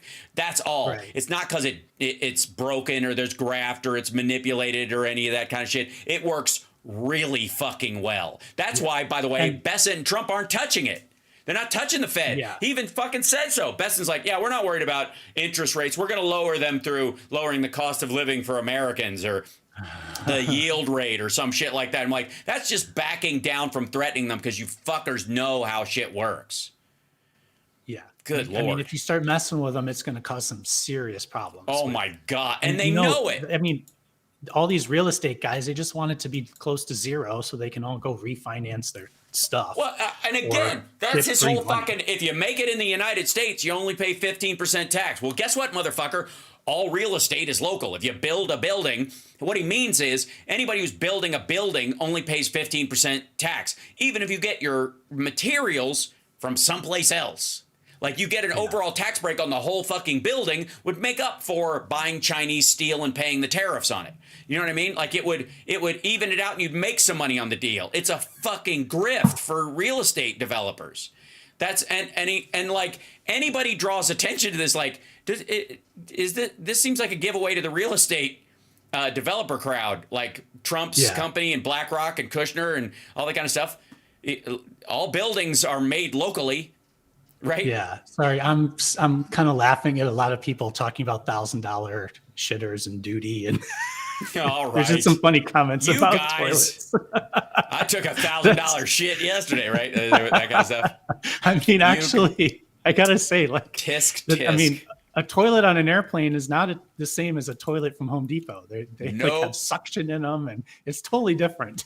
How much care, ladies and gentlemen, would you want put into the toilets in your home as far as how they back up or how clean they flush if turbulence was involved? Right. If your house could drop 1,000 feet in a second, right? Or could bank. If it could flip over, like if your house every so often went, like, I think you would go, oh yeah, I could see where we might need a secondary, a fail safe on the shitter. Fuck, man. Yeah, no, I just use $1,000, but I'm positive that a toilet on a B-52 would be way more than that. Way more than that. But that's the point. Like, fuck me. So, so like, do we want to like dial in some AI here before? Yes, we have to. So I made a couple things.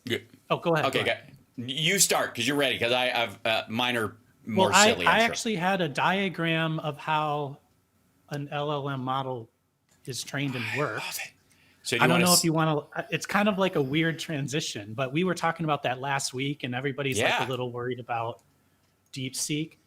Oh right. But we've only done When this does that once. come and fucking go? It's there's going to be more DeepSeeks. Yes. Well, but everybody won't react the same way. You know what I mean? Right. They're not going to have the panic attack they had. The panic attack about it came and went. So tell me how I share desktop. Oh, it's right here, isn't it? Yeah, it's right there. And then I'll put it in. Get this to work. Mm-hmm. Don't put me live yet because I don't know which screen this is. I will not. It's okay. Okay, I got it right. Okay, there you go. Excellent. Okay, now let's see. All right. So we, as hell's doing this, we talked last week. We were trying to talk about how DeepSeek, I mean, again, there's a lot going on, but this AI stuff's really important. And it's it was DeepSeek was going to end the world 2 weeks ago or whatever. And now it's kind of similar. Like AI is going to, Musk is using AI to go steal all of our shit.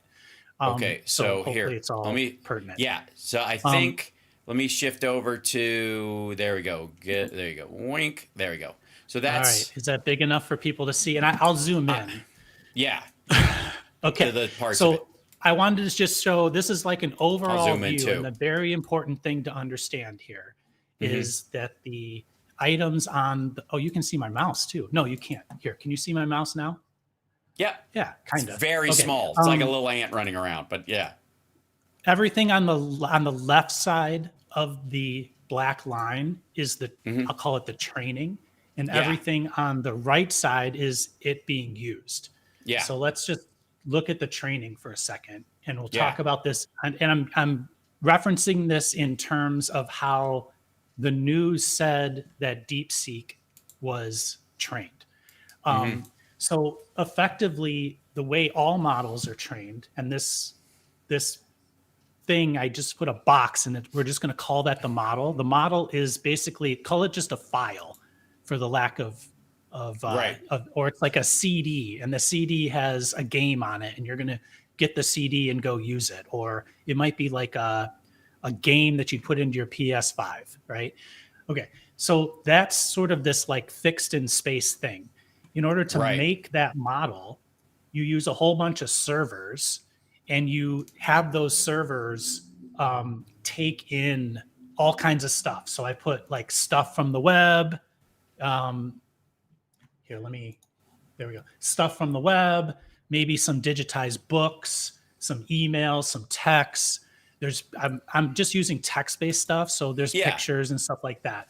But you basically have this huge data set, and that's in that data set right here. This is where everybody's complaining about you're using copywritten material, okay? Or my own personal data, or your X feed, that kind of stuff. Yeah. Exactly. So in the case of Grok, the emails and texts would be tweets or whatever they call X stuff. Excretions. And excretions, yes. And DMs. Even your DMs were used. That's the other part that they got busted on. In the case of Gemini, which is Google, it might be that the emails were Gmail emails that maybe they were kind of using and they didn't tell anybody. So that could be your personal information. In the case of Microsoft, similar thing, or it could be like things you've put on the cloud for these different companies, things like that. On the web, everything is public. So anything that's public on the web, in theory, it's out there for consumption. So in my mind, like most of the stuff on the web, that's fair game. Anything public at all should be that way. I mean, I think privacy on an unlocked page of any sort is always absurd to me. If you have a website or you have a Facebook page and it's supposedly just for followers or whatever, but it is technically viewable by anybody who logs into the site. At that point, you've just signed off, and I think most people recognize that. Yeah. Okay. So basically, tons of data. It processes this data, and what it's doing is it's basically creating like a big. They call it a node graph, or like they call them nodes, and it's like tying together language. And it's sort of like statistical in the sense of you're trying to figure out like what the next word is going to be, and it grows from there. So in autocorrect, if it sees the beginning of the sentence, it's going to know statistically you're going to start saying these other possible words, and it's going to suggest those things. So it's building this model. Okay, what many of the new ones do, and specifically DeepSeek did, is they then what I'm calling trained the model. So this exists as like this big sort of, bunch of words, autocorrect kind of database. And they started training it. So when I ask it a question, is it going to give me the right answer? So what color is the sky? And it says red. No, that's wrong. It's blue. So in this training thing, you can have people train it, literally like people like asking it questions and correcting it, telling if it's right or wrong, or telling it how close it was to the answer. And also crowdsourcing. So a lot of people who use ChatGPT in the beginning, there would be a thumbs up or a thumbs down. You'll see that on a lot of these AIs as well, which is how good was this response? And you're actually helping to continue the training when you do that. Or if you respond and go, no, what I meant was, and you respond to it, it literally will learn based on that as well. That's part of the training. It's like ongoing, never ending. As you use it, it continues to train as well. Right. So then what they also did, instead of people doing it, they used other chatbots to do it. So that's why we have ChatGPT, and I put Meta's Olama down there. So it was like they basically they said, well, these AIs that are already out there are pretty decent, so we're going to use it to sort of talk to it and help train it. And probably something that I should have done is I should have put like a ChatGPT over here as well, because synthetic data, they call it, is being used to train the original model. So if something was created by an LLM, like a picture or text, it's also part of the training data. Okay, so what's important to understand here is if the model and the trained model in this case are only as good as the data that's in it. So if you fed it with data that said the sky is red, then it wouldn't know that the sky wasn't red, right? It would think it was because all of its data told it it was. And what that's called is bias. So what can happen in these things is that if the data set's not big enough, it can start to have it can have blind spots or it can have bias, right? And there's some people talking about DeepSeek as having bias in that way, but it's important to understand that, like in the news, sometimes that bias is called censorship. And so in this part right here, in the model creation, there's bias, and you can start to put censorship, as you call it, into the training side, where you could start to filter out. So if this is up here as like an icon for filters. Right. So what they might have done for DeepSeek is they might have trained it to like not say certain things by using feedback, basically. But my understanding is that's not really happening that much. It's more bias on that side. Okay, so we just talked about that. Now, this trained model, after it's gone through all of this stuff, it exists again as a file. So it can basically go. It can go over here and be sent to somebody, and then over here on that side, that trained model now gets loaded up into another set of servers. It's probably the same servers, but you get the idea. It's not training anymore. It's actually working. So now the servers have like loaded up this game. Think about it, and now they're going to play the game, right? So now you as a person, you're going to access that model through something like OpenAI, Instagram for Olama, DeepSeek. This is where you would go through DeepSeek servers, and this company controls this whole box right here, right? And each of them have their own box. It's not like the same box everybody uses, right? So now you're a person, you're on the web, on your computer, you send it a prompt. It's going to use the model to give it an answer, and then it's going to effectively filter the response or change the response or tune the response. And so in this tuning, that's unique to OpenAI, Meta, and DeepSeek. They each have their own tuning. So this response tuning is where DeepSeek would be actually censoring. They would be using their model, and then they would intercept whether or not you asked it if Tiananmen Square was real, and it would say, "I'm not going to answer that in this filter before it got back to you." Right? A lot of other stuff can happen inside of this, but this is the basics, right? And the important thing to understand then is that you can take that model and you can run it yourself. So you can literally download the model, you can have it on your computer, and you can prompt it and get a response, and it will in theory be unfiltered. It will not have those like unique response filters in it that it does through OpenAI. All right, so there's the basics of what we were trying to explain with our hands and stuff. Last week. Yes. All right, so what do you think? How did I do there? So I think pretty good. I was typing away in the background just to be a dick about one of these things. Let me see if I can bring this up. I have something currently cooking in the background, as it were. Let's see if I can open this. There we go. Open image page. That should work. Okay, and then I want to get rid of. Okay, I guess I could just. Let's see. Open image in new tab. There we go. That's what I want. Yeah, here you go. So I asked. I made this in. I was like, give me a diagram on how a large language model works in a way that can be used to teach everybody this thing. And then it wants me to put in the text after the fact for like where all the things go into the large language model as part of its training. And I was like, use Renaissance art style, and it should be used, something I could use as a class diagram. So I will build out on that. You did great. Here's what I would say for a lot of people that on two fronts. One is, this is the part where the money is spent.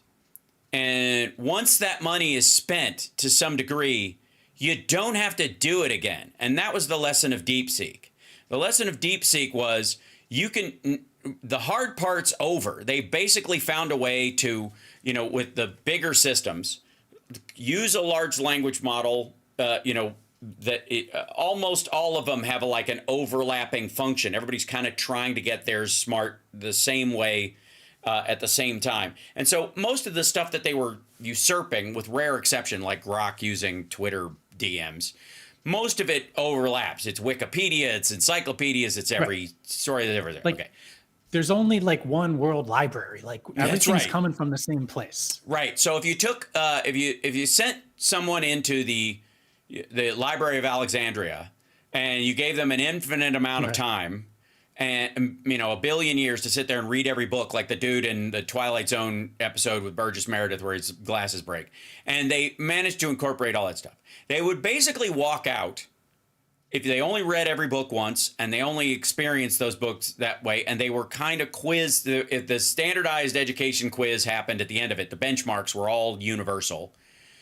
They would all kind of come out knowing and doing kind of the same thing. There'd be some minor variances if they were just allowed to spend more time in certain wings of the library, but they would basically, you'd need them to be able to generalize. So even if they're weighted in one direction, they still would need the other information, and it's not like they have to worry about brain capacity. Then, once that's out, though, it gets way cheaper, way smaller, and less expensive. And this is where the useful function versions of it, like this, OpenAI took this LLM that does all this shit, can do protein folding and chemistry and all this other stuff, and turned it into something that the 99% can use. These are the Rob Glenn functions up here, right? It's the useful part, right? The part that most of us could actually use. And then within that, there's secondary training that goes on, either on purpose by a corporation. You take the trained model and you enter in your data, the information about you that it might not have, or it might have just had it in the sea of all humans on the planet. You might go, I'm special. ChatGPT, talk to me like I'm special. And I'm going to tell you why I'm special. In the prompt. Yes, in the prompt, yes. So but I would also say it memorizes the prompt. This cycle goes back to and creates, it didn't used to, but now it has a memory. So it remembers. The way to think about it is that the prompts that if you've done 100 prompts and it gave 100 responses, I'm grossly simplifying this, but yes, it's necessary though for everybody to grab it. When you sent the 101st prompt, it would send 101 prompts and 100 answers. And then it would answer you with all of that information as part of it. Does that make sense? Sort of. To me, it does. I don't know that. Yeah. So if you just walked into a room and met somebody for the first time, and you guys started having a conversation, that person would only remember that one conversation. But let's say that you've had 10 conversations with that person, and you come in for the 11th. That person's going to remember the 11 or the 10 other conversations when they have the 11th, and they might alter their answers based on what they remember you guys talking about.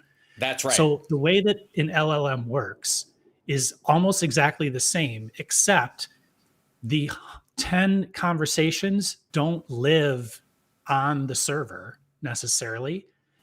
They literally live in the prompt. Every single time you send it, the prompt just gets bigger and bigger and bigger and bigger. Yeah. Okay. That's an interesting way to think about it. That's so fucking crucial to this too, because I think that's not how people grasp. A hard drive has all my books on it and my music and stuff. And if I want to get to it, I get to it through it.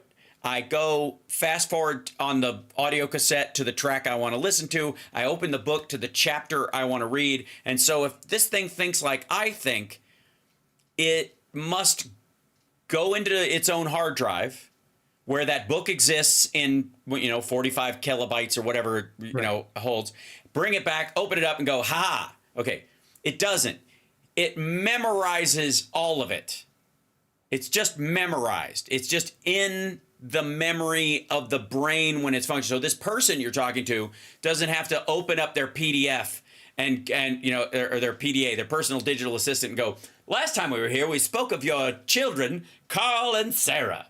And right, right, that person would be an asshole, and you wouldn't want to talk to them again. But if they're like, hey, how's Claire? How's Carl and Sarah? How's your job? Okay, that all lives in memory. That person doesn't have to go, what the fuck was their name? Right? They don't have to go through that process. It lives in memory. Okay, there's a limit to the number of things that, you know, we can keep in our prefrontal cortex and in our, you know, our heavy RAM in the front of our brain.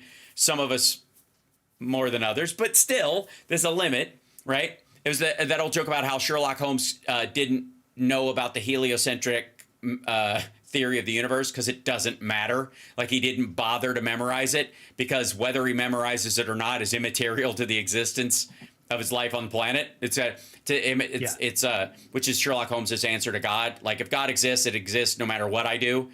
So I'll just try and be a good person on my own standard. If they do, if they don't, I don't even have to care about it. It is so that I can't do anything about it, right? And so he doesn't bother. This thing is all frontal memory all the time. So everything is digested into a knowing matrix of information that you can actually download. So it doesn't download like the Library of Alexandria, that you could put onto a hard drive that you can carry around with you, and if you need some of it, you plug it into something. It's just there. It exists in the training. It has learned the lesson. Yeah, but like it can't recall it exactly necessarily. Right. It's kind of like a mix-up of words, and the words just end up in the right order that match the book. That if you tell it to ask that, I have a question from Ron P. I want to throw in here right now. Sure. It's he said so. No, Rob P. Sorry, I called you Ron. Being a Rob myself, I hate that.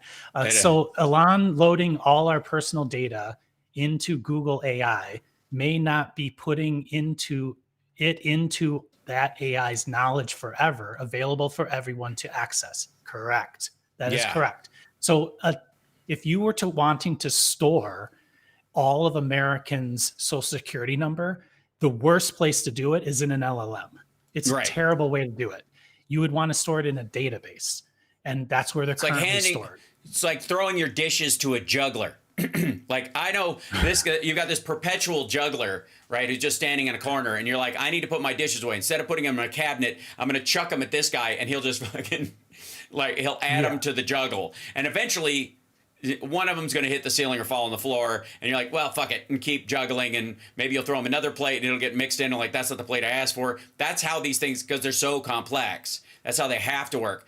And it's one of the things, like, I'm waiting for, you know, the lesson learned that I don't think anybody has learned in the government quite yet, and I don't know why.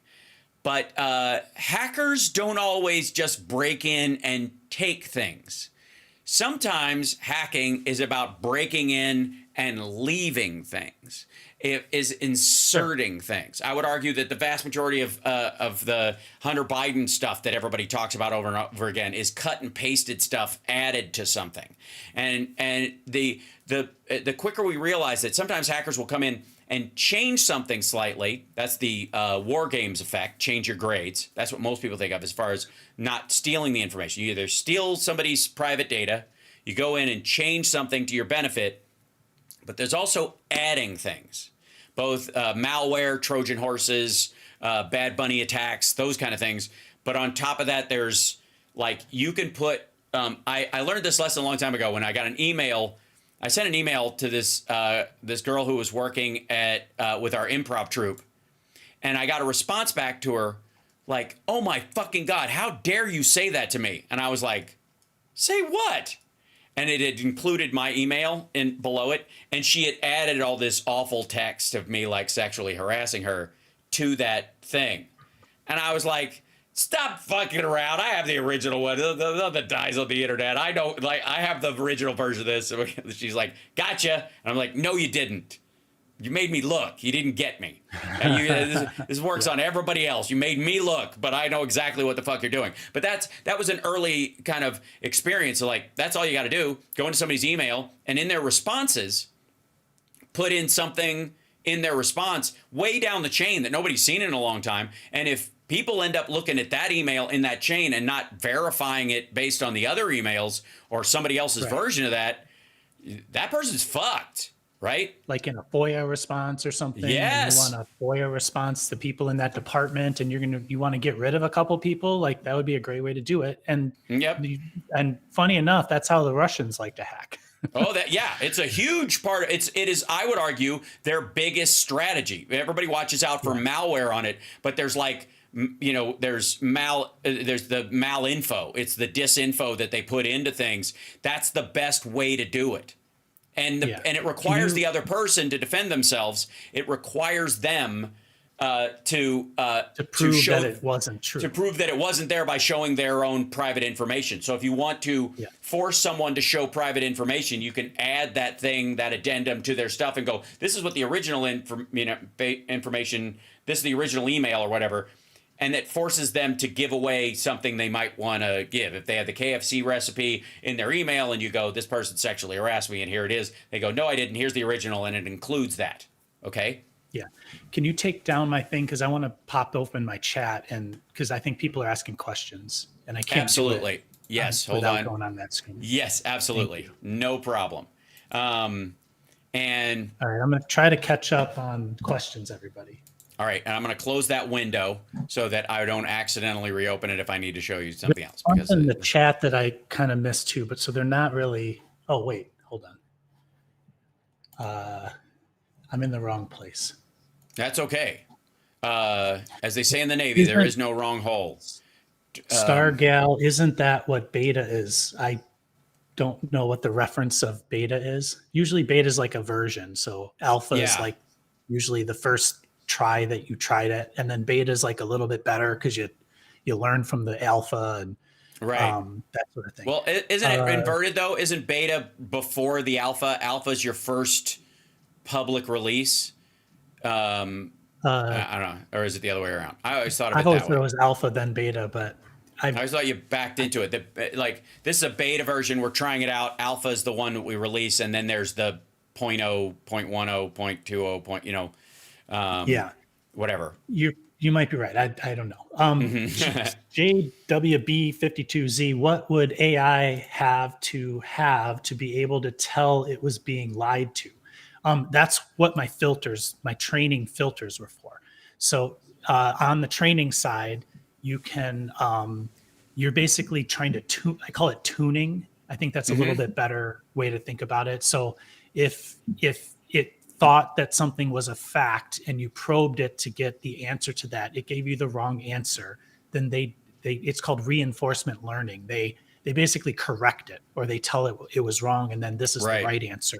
And that's sort of like, I'll call it like kind of rewires the brain, if that makes any sense. Yeah. It can also be done on the filter side. So OpenAI could be like, our model just tends to always, say the earth is flat. So we're just going to like hard code it and say the earth is round, dude. It can be that. It can be like that too. Right. How would you give it the tools to fact check itself? So that's an interesting thing. And that's kind of what OpenAI's newer models do that have access deep to research.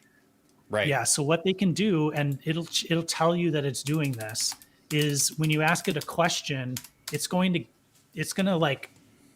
to walk through its reasoning. Yeah. And then it can check its reasoning, or if it doesn't know something, it can actually look up a website and it can read the website real quick. And so all of that stuff that I just described, that's all part of that prompt.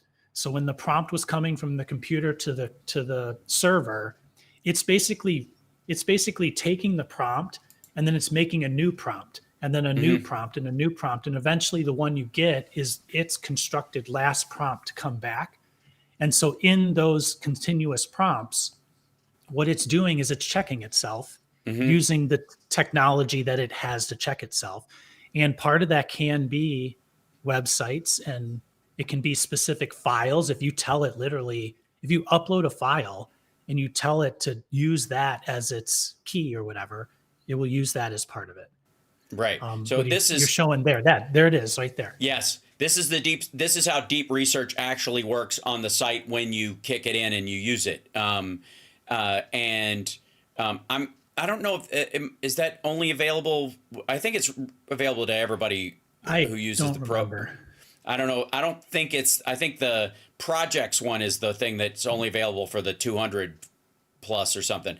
But most of the time, like a lot of these things you could almost already do. It's pretty good already, especially if you just use one of the newer models. It will kind of already do this. It just won't do the depth of it. And this thing loops it back on itself and makes it check its own work against available data, specifically around what you're talking about. And it's so funny how it's asking itself about itself. Like, what's AI going to happen in the next couple of years? I'm gathering data on e-commerce trends. I'm looking at AI. I'm gathering data on e-commerce's share of retail sales globally, including growth rate.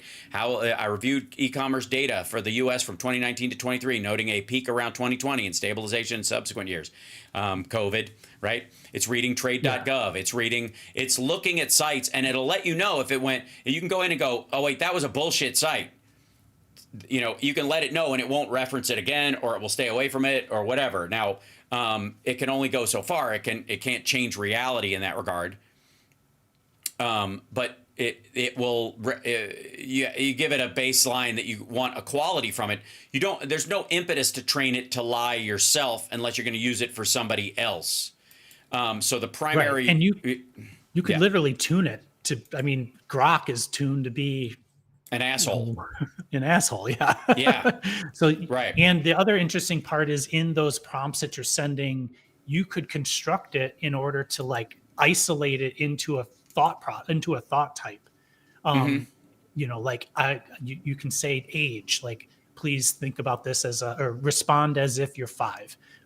So it will limit or zone its response to language that is of a 5-year-old. You could do it with, like we've done it with political leanings. You could do it with like a particular scientific leaning or, camp for, right. a particular type of thing. You could also, it's a great way to, what's that going? You're probably going for what I was going to bring up, which is that if you want to go understand someone else's argument, you can go debate this with me from the point of view of you are a MAGA supporter who voted for Donald Trump twice, and you believe that tariffs are good for the country and won't result in inflation. And I want you to argue with me on that point, and I want to hear what your argument would be. And you can tell it the perspective to argue from, and it can do that as well. Exactly. That's one of the more amazing things about it. Rep Dem, what about musketeers writing code to replace air traffic controllers?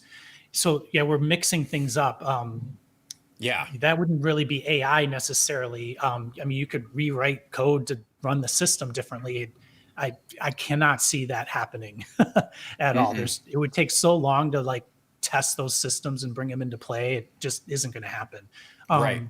But if you were to use AI for air traffic control, what you would be doing is using its pattern recognition or its ability to like see visual things and then understand the meaning of those things. And that's the key. So in theory, you could have it watch a radar screen, and that radar screen might have some details missed by a human, and it might focus on like, you might want to check this out. That's a lot of like what's happening with like the Grok MRI stuff. At least that's the story, is that if it had subtle image recognition beyond the capability of a human, it might recognize something in an MRI that a human might have missed. Now that sort of stuff is already happening. When you go get an MRI or almost any test now in the hospital, almost all of them run through some form of machine learning to sort of pre-tag it. And then that's assisting the human that eventually looks at it. And a lot of times the human looking at it is just signing off on it or checking it themselves, but it's an assist to them. That's right. So, go ahead. I was just going to say, Tiffany C keeps asking, I think, the same question. Honest thoughts of Musk having so much digital control, not just here, but globally. Shouldn't that be a huge concern? Worried about digital dystopia per se. So yeah, everybody's concerned about it. Absolutely.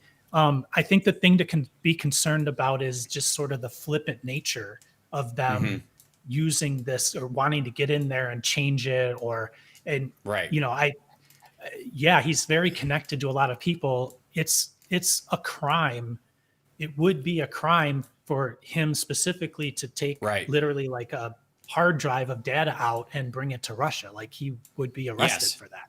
Yeah. Trump can't give him permission to do that. You get like, again, the president, even in his he cannot order someone to knowingly commit treason. Yeah, like that's not in there. That doesn't qualify as his official duties. And everybody's like, well, nobody's going to do anything. Believe me, Republicans themselves and others, if that's what's actually happening and they get whiff of it, they absolutely would react that way. They just don't think he is. So they might be so slow on the uptake that they ended up, failing to see the threat before it's too late. Yeah. I would be most worried about what's happening right now, which is that they're taking tidbits of information that they say are coming from this thing and they're blowing it into some crazy story that doesn't make any sense. It's kind of like the $50 million of her condoms, right? Like you actually look at that, it's not what happened, right? But, when you were covering some of the Republicans talking about all the weird little money things that are going around, you could go to any company and be like, look at their actual credit card statements, if you will. And you could pull a person apart like that, you bought coffee at a shop right next to a strip club. What were you doing there? Right. Yeah. Right. I mean, come on. So I was getting the best coffee in town. That's what I was doing. These ladies have to stay up all night. So the thing that's happening is Republicans are letting it happen, and Democrats are doing what they can, like going to the courts and trying to get restraining orders and doing those things. And it's only been a couple of weeks. It's going to take time for it to work itself out. The music There's says also Rob hacked my account. I did not. That's how you knew where you were getting coffee. I always laugh, people are worried about people hacking into their systems. That's the worst way to hack. I don't want to try to get into one person's computer unless I'm specifically trying to get a particular thing from that person. The better thing to do is just go buy credit card numbers off the dark web. Seriously. You don't even have to do any work for it. And those were not hacked directly necessarily. They were just lists that people somehow got people through phishing, or they were open. There's a lot of stuff that people leave open on accident and they get downloaded and then they close them back up. And then, now you got a list online, right? So that's what happened to Ashley Madison and I want to say seeking arrangements, whatever the thing that Matt Gaetz got busted on. Yeah. That was one of the things. So it's there was a big story I remember about both of those got broken open. And right about the time that Parler, remember fucking Parler? Parler got busted, broken into right after the January 6th, and they downloaded all their the localized information in the image files that people had uploaded to it, because Parler just copied your file directly instead of recreating a new one, which gives it all new metadata. Fucking morons. Just it's just like a direct copy. So it told where they were geographically, what time they were there. That's why there was so much evidence in Jan 6, because of these idiots. By the way, to the point you were making, let me show you one thing. Hugging Face, which is this website that where all the AI models are being launched and modified and all that kind of stuff. Hugging Face clones OpenAI's deep research in 24 hours. Open source deep research project proves that agent frameworks boost AI model capability. So this whole thing, the idea that AI, I've always said, technology is deflationary. It's how it fucking works. It gets cheaper and faster and less energy and all that kind of stuff. It's always done it. This is just a quickening of that very thing. Like OpenAI, was the first, but the fact that it was open in the beginning is what made the proprietary walls come down so fast. And so this is all happening at lightning speed, but it's the same thing with your cell phones from the 70s to now, how much they cost, what they do, all that stuff, how all that change is happening in months because of how fast AI's development is. And because you can use AI to develop new AI. The same thing I believe will happen with robots. Once you get robots building robots, okay. Sorry, Rob, nerd moment. But I just watched the new Total Recall again. Because cool. I watched it was on, it was like late at night, and I was like, I'm looking at all these futurism movies right now. I'm like making myself consume them. I watched AI the other day, which is a fucking hot mess. That movie is just trash. It's gross and sad and stupid. I don't know how, and it's edited like shit and makes no sense. That was incredible. I didn't see it when it came out, but so watching it now, I was literally my mouth was agape. I was like, I can't believe how dumb this is. This is so bad. But there was I watched the Total Recall thing, and there was the one of the big storylines is they don't go to Mars, they go to Australia because there's been a terrible war and whatever. And the idea is that they're going to put all the people in the colony out of work and replace them with, quote, synthetics. And so they've got all these robot cops walking around that are policing everybody, but they're going to use them to do the mining and all that kind of stuff. And I'm like, I got so mad. I'm like, if you had robots like that, you would replace miners before you would replace cops. What are you doing?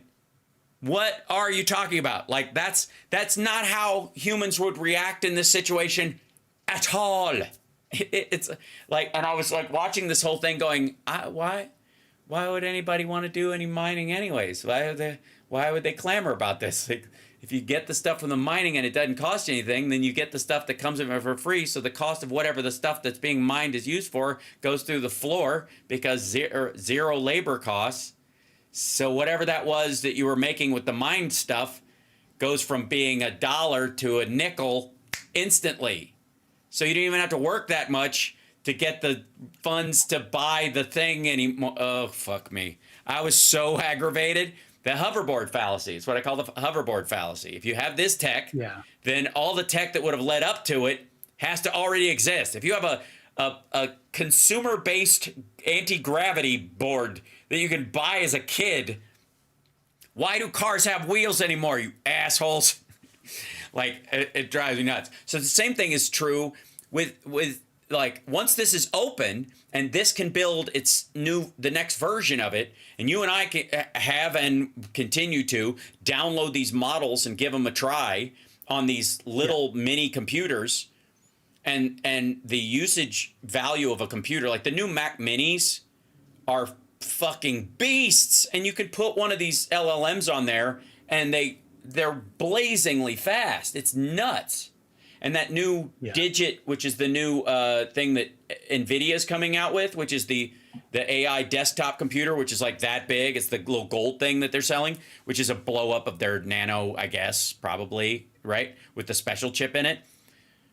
That'll run all the AIs that we've seen up to this point on one of those local things without connecting to the internet, with all this information built into it and access to your own data staying private, which is the future of it.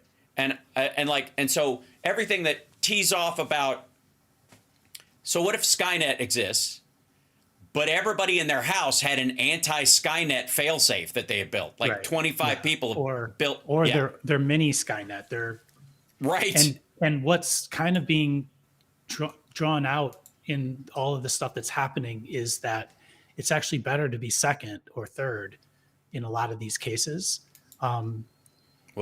Because the first time is so much harder, and then you can use the first time and the second time and the second and first and second and the third and so on and so forth.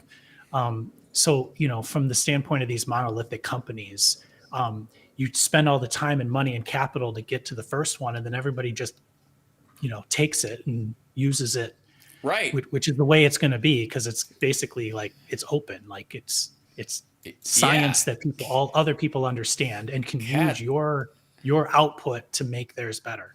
Right. It's automatic generic. It's like, they always talk about like kind of generic medicines and the like, have speed up research and also make them cheaper and more readily available, and you can just make them. Go ahead.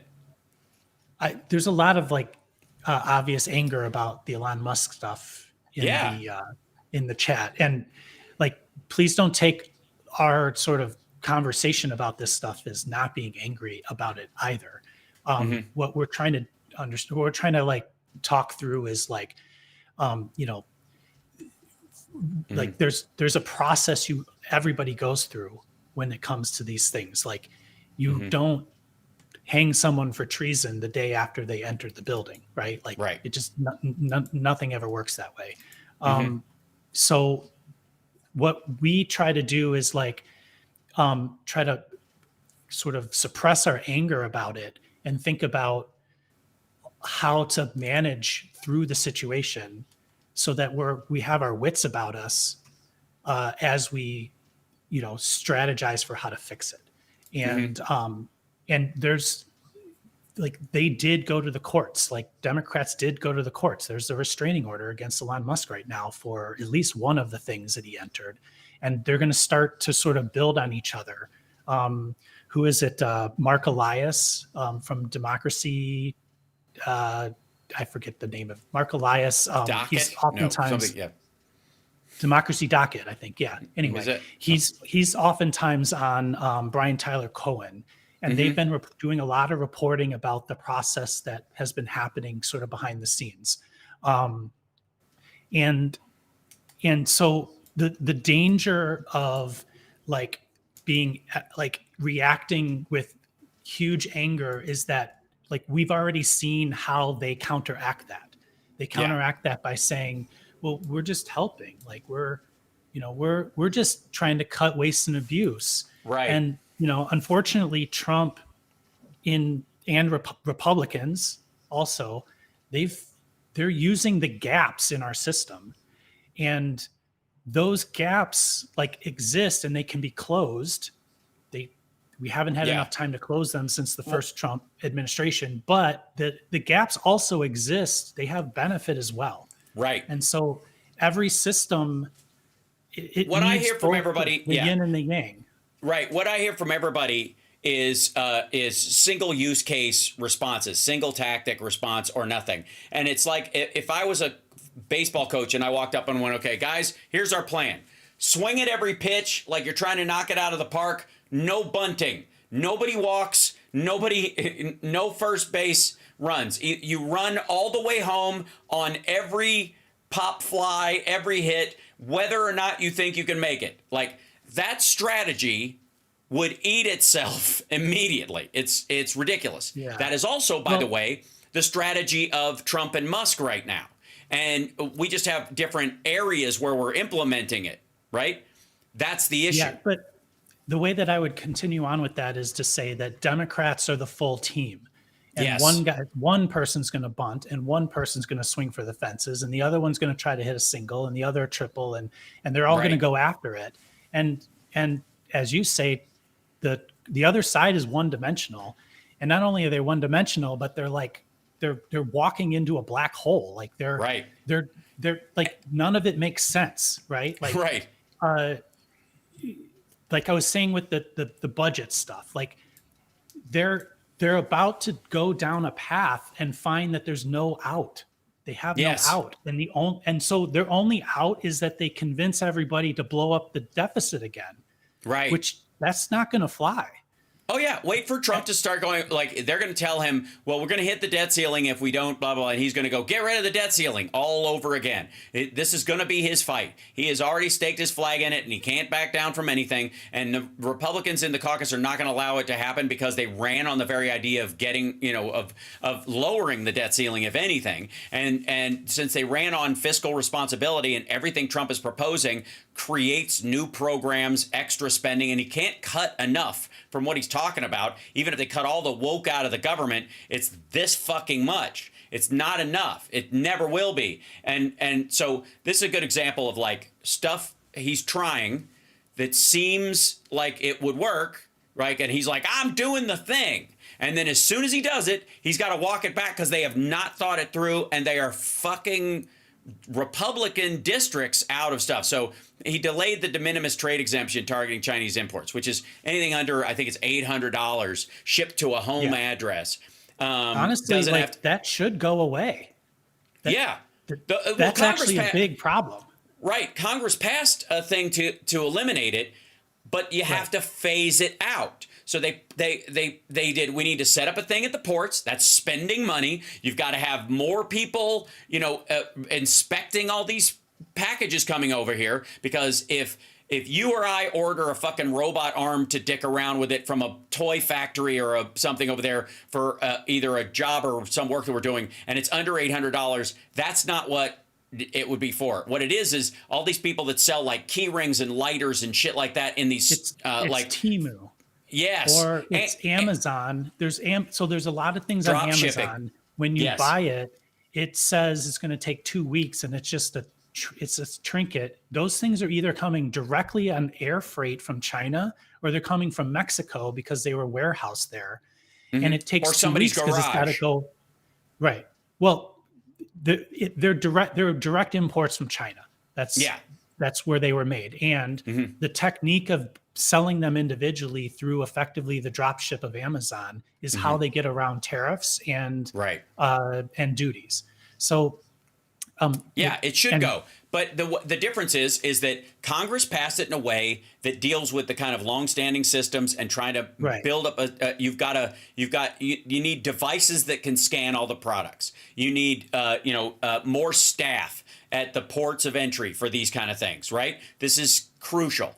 And Trump just was like, I'll make it go away like a poo-poo. And I'll just flush once and then bye-bye. And so, and you're like, motherfucker, it doesn't work that way. And if you do it that way, you crash everything. And again, it's like saying like the old Monty Python, what seems to be the problem? My brain hurts. It'll have to come out. Right? That's, your answer can't be the same for fucking everything. And his answer is just like, I signed a magic piece of paper. Look, I signed a paper. Like, it's so stupid. And again, there are things that need to be done that the public has been clamoring about for a long time, but you do them in stages incrementally because that's how you solve the problem without fucking up things in the process. And again, these anti-incrementalist motherfuckers are part of the problem we have in terms of everybody thinking there's only one tactic, that it's march and yell is the only way, and if you're not participating in it, you're a traitor or some nonsense. When you go, no, there are when you're sailing a sailboat, you don't just go, I don't know, put the sail up and point it towards the sun. Like there's so many ratchets and shit that have to go on, and somebody tightening the sail might sound like, well, wouldn't you want to open it so we can? No, we don't want to tip over, asshole. So there's so many factors that pretending they don't exist should be Trump's problem. Yeah. That's yeah. Well, I'm laughing because somebody caught me saying duty again. It's a theme. It's gonna happen. We're talking about trade. And the other thought I had was there's a show I see it on Max because I have a subscription to Max, but it's on one of the channels. It's called like Contraband at the Border, or it's like a show. They have shows where they show, people coming in and trying to smuggle drugs, or they show like shipping.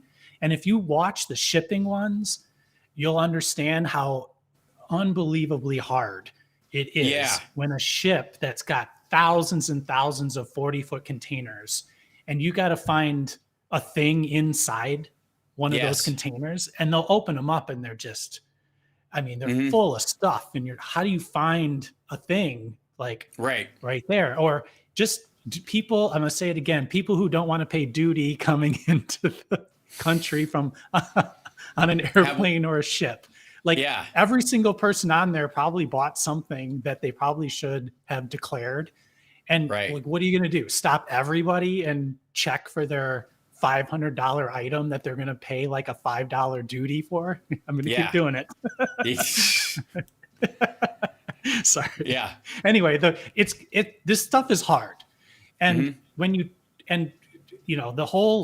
this whole like ridiculousness of the last month or so, it's people trying to make it simple. Like it's so simple, we can fix it. And it's just not. Like nothing is simple.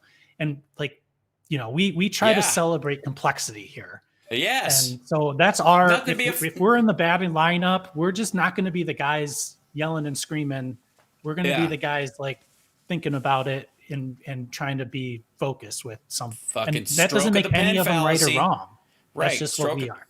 Stroke of the pen fallacy, man. Like you cannot solve these problems. And if you try to solve a complex problem through simple measures, you will cause more damage than you are fixing. Cause more damage. Exactly. Yeah. You absolutely will. And but Trump that doesn't mean we don't need are, people out there yelling and screaming at them. Like, yes, we want that too. Right. But it cannot be the uniform way you handle it. Right. You can't, because yeah. So I'm just saying what we are promoting is variety in the responses. And we happen to have one particular way of going about it. Yes. And I would argue that when it comes to, it's one of the reasons why we're sort of bullish about AI and not really afraid of the ramifications of it, because, in the way that most people think of AI in terms of sci-fi situations, usually it's one big one and it comes alive at one point and it takes over everything because it has access to everything, and nobody can fight back because none of them have the computing power to deal with it. It becomes too large. It becomes too large, and then it becomes this like massive task to go defeat it. Yeah, Skynet, Vicky, and iRobot. That like HAL 9000, arguably, because the 8999 series just couldn't keep up. Yeah, and so it either takes like a Herculean task, or like some other person who was a person who was like previously thought as not being smart, and then they come up with some clever thing and figure out a way to put a pin in the right slot, and boom, the whole thing goes down. It all falls apart. You pour acid into one of those on the hard drive, right? Yeah, it's like Independence Day or something little and clever. Or it's like what was that one with Johnny Depp that was super weird, where he like uploaded his soul into an AI and then suddenly he was everywhere. It was like Lawnmower Man, starring Jack Sparrow, and it was so weird. Just assume I'm a genius because of how mumbly I talk. Whatever it was, but another like smart movie made by dumb people drives me fucking crazy, but it's what creates most of the fear we're talking about, right? Yeah, and it also creates this, and we're not the only one suffering from the oversimplification thing. And I wanted to point out that Trump bullshit on the de minimis thing, because again, it's implementing it will be complex, and Democrats know this, adults know this, and this is what we're seeing in the news right now. Not because there were a bunch of people standing out in front of the White House going, "What the fuck are you doing?" But because his own people and his own businesses and his own economic, team went, "Hey, what was that? Don't know. What the fuck?" He's flipping on all this stuff because he doesn't know how anything works.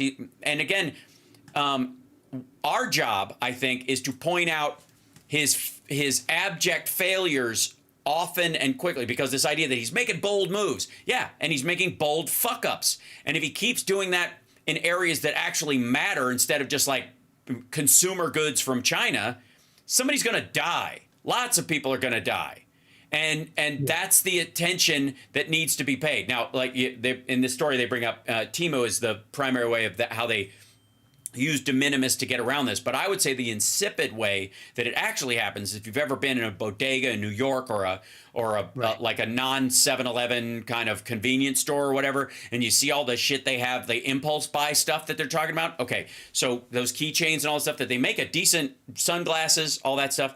The way you get around the paying duty on those duty. The way you get around about that today, I know. So. the way you get around that, if you own one of those stores, is you order 5 boxes of sunglasses for your 3 stores that you have.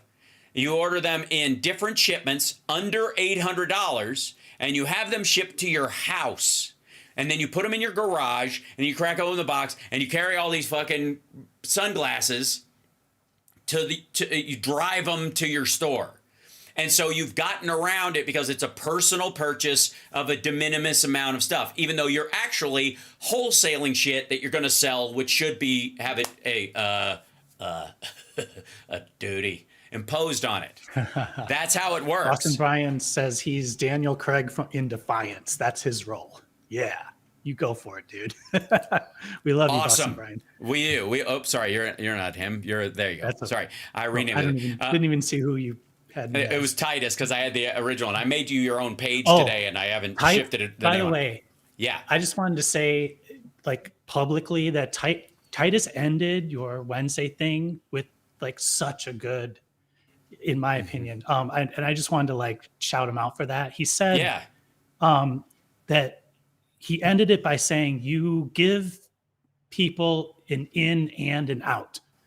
And I think that's so awesome. So important. Yes. Like in this time when it's like, there's so much anger. Like I know that I'm going to get probably railed for this, but I know that we're really mad, but in order to get through this, we have to give MAGA an out. You got to give them an exit ramp. That's what I call it. You have to give them an exit ramp. Yeah. They have to have an exit. And if we don't give them an exit, it's going to get worse. Yes. And that doesn't mean we have to kiss their ass or like, nope. The exit is, I don't think the exit. You could say to one of these folks, look, I can tell you give a damn about the budget. I can tell you give a damn about human trafficking, child trafficking. I can tell you obviously give a shit about newborn babies, right? You care about those things. So do I. We just differ on a couple of things, and if we got on the same page, we'd be okay. Like you don't have to question, even if their motives are fake. You can actively give them the ability where they can save face. In China, you have to give somebody face. You have to allow them to walk away honorably without shame, or it's a fucking Hatfield and McCoy feud for the rest of time. So you have one of the ways you could give them an exit ramp is the appeal to their presentation. You don't see this a lot in modern political debate. But I would argue this is where you go, look, you're a Christian and Christianity is important to you. I just don't understand how you square this with your Christianity. I'm not saying you don't or you don't care. Explain to me how you square this with your Christian beliefs. Not Judeo-Christian beliefs, not the founding of the country, yours. Let me hear it. Because that would give them the ability to either come to the conclusion that it does crisscross and they're okay with it, and they can explain why. They can still pretend to be as pious as they want in that circumstance, or it makes them, it sets the standard, it brings up the standard they've set for themselves and says your exit is live up to it.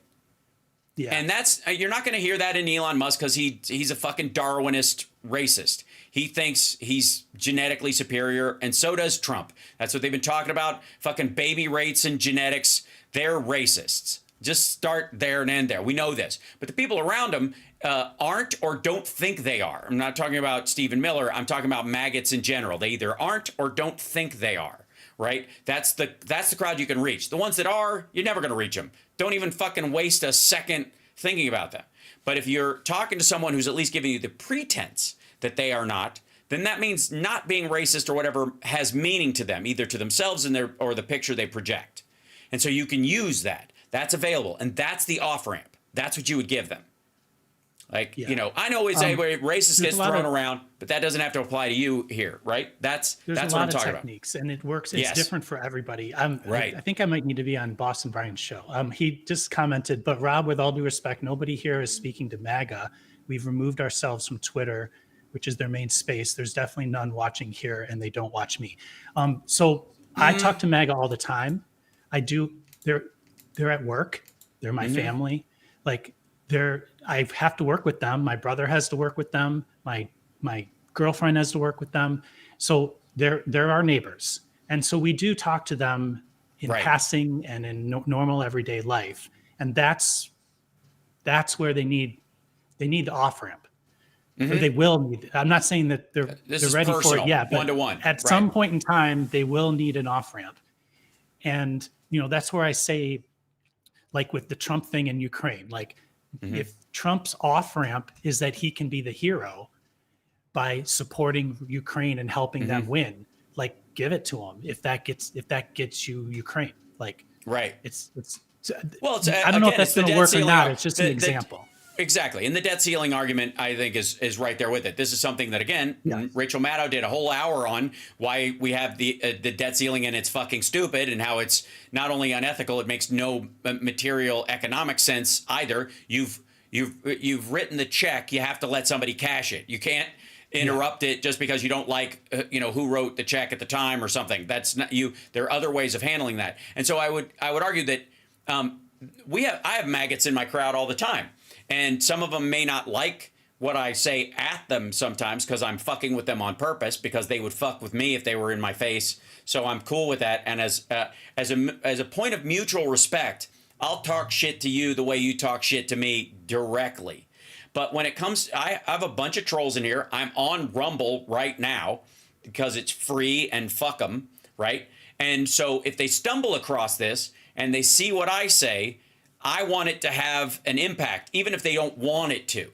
And if it just looks like the generic idea of libtard freakout that they talk about all the time, it's not going to land, or they're going to get pleasure out of it, but it's not going to move the ball. I need to embarrass them using whatever tools I can to make them try to realize they're not living up to their standard, not to my standard. And because they don't give a fuck about my standards. They give a shit about their appearance in the world. That's what ego is based on. So I say, that tactic has value. If you're only preaching to the choir, if that's all you're doing, if you think that's all you're gonna do, then even the yelling doesn't matter, right? Even there's no point in being angry except to share in anger. The only value you would have that's a value if you need to be angry together. Of course, get it out. Sure. Yeah, absolutely. Yeah, but if my neighbor is flying a Brandon flag, like us getting into a fight's not going to take down the Brandon flag, right? Like, right. But like if we're just like, over time, and you like, all of a sudden their snowblower goes out and you go blow their driveway off. Well, he's not so bad. He helped me out when I needed it. Like those are the types of things I'm talking about, where you're not going to have conversations with them about politics, and it's going to turn into an argument. But you're still neighbors.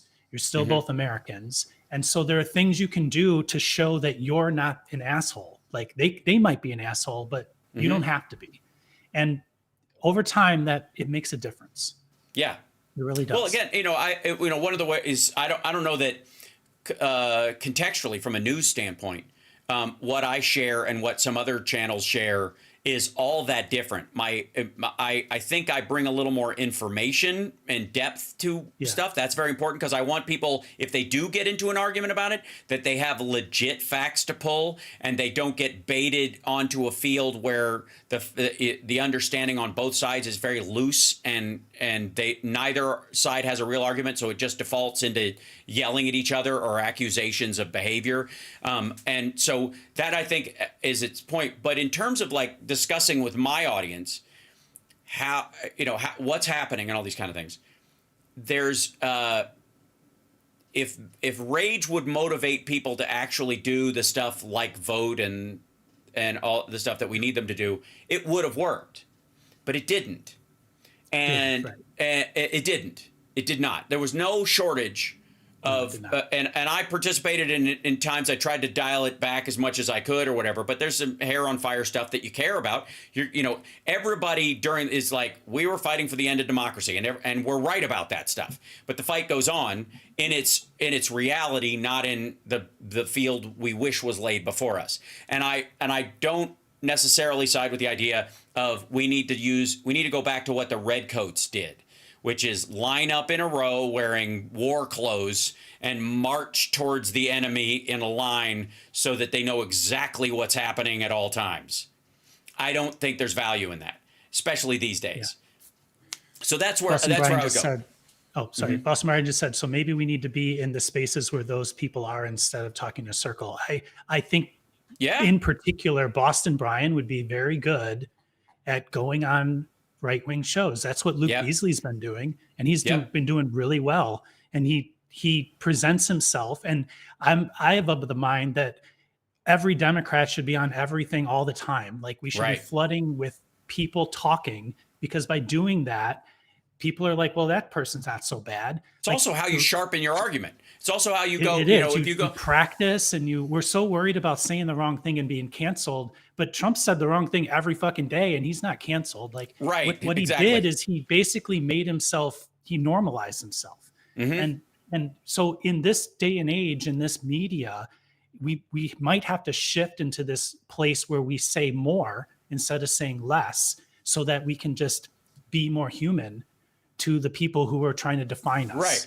Right. Yeah. And CN makes a point. Luke is gentle, and you're right. I wouldn't say he's gentle. I think he's subtle, and he doesn't allow them to, throw a bit in the mouth of his empathy or his anger and direct him where they want. Because what they want is you to freak out, and because to them, the freak out means you've lost the argument. That's their version of losing, is that once if I can pop your top, then I win. Yeah. Because you're only yelling because you've run out of evidence or something along those lines. And again, understand, I'm not saying they actually have evidence on their side or any of that stuff. I'm saying this is their perception that you're dealing with.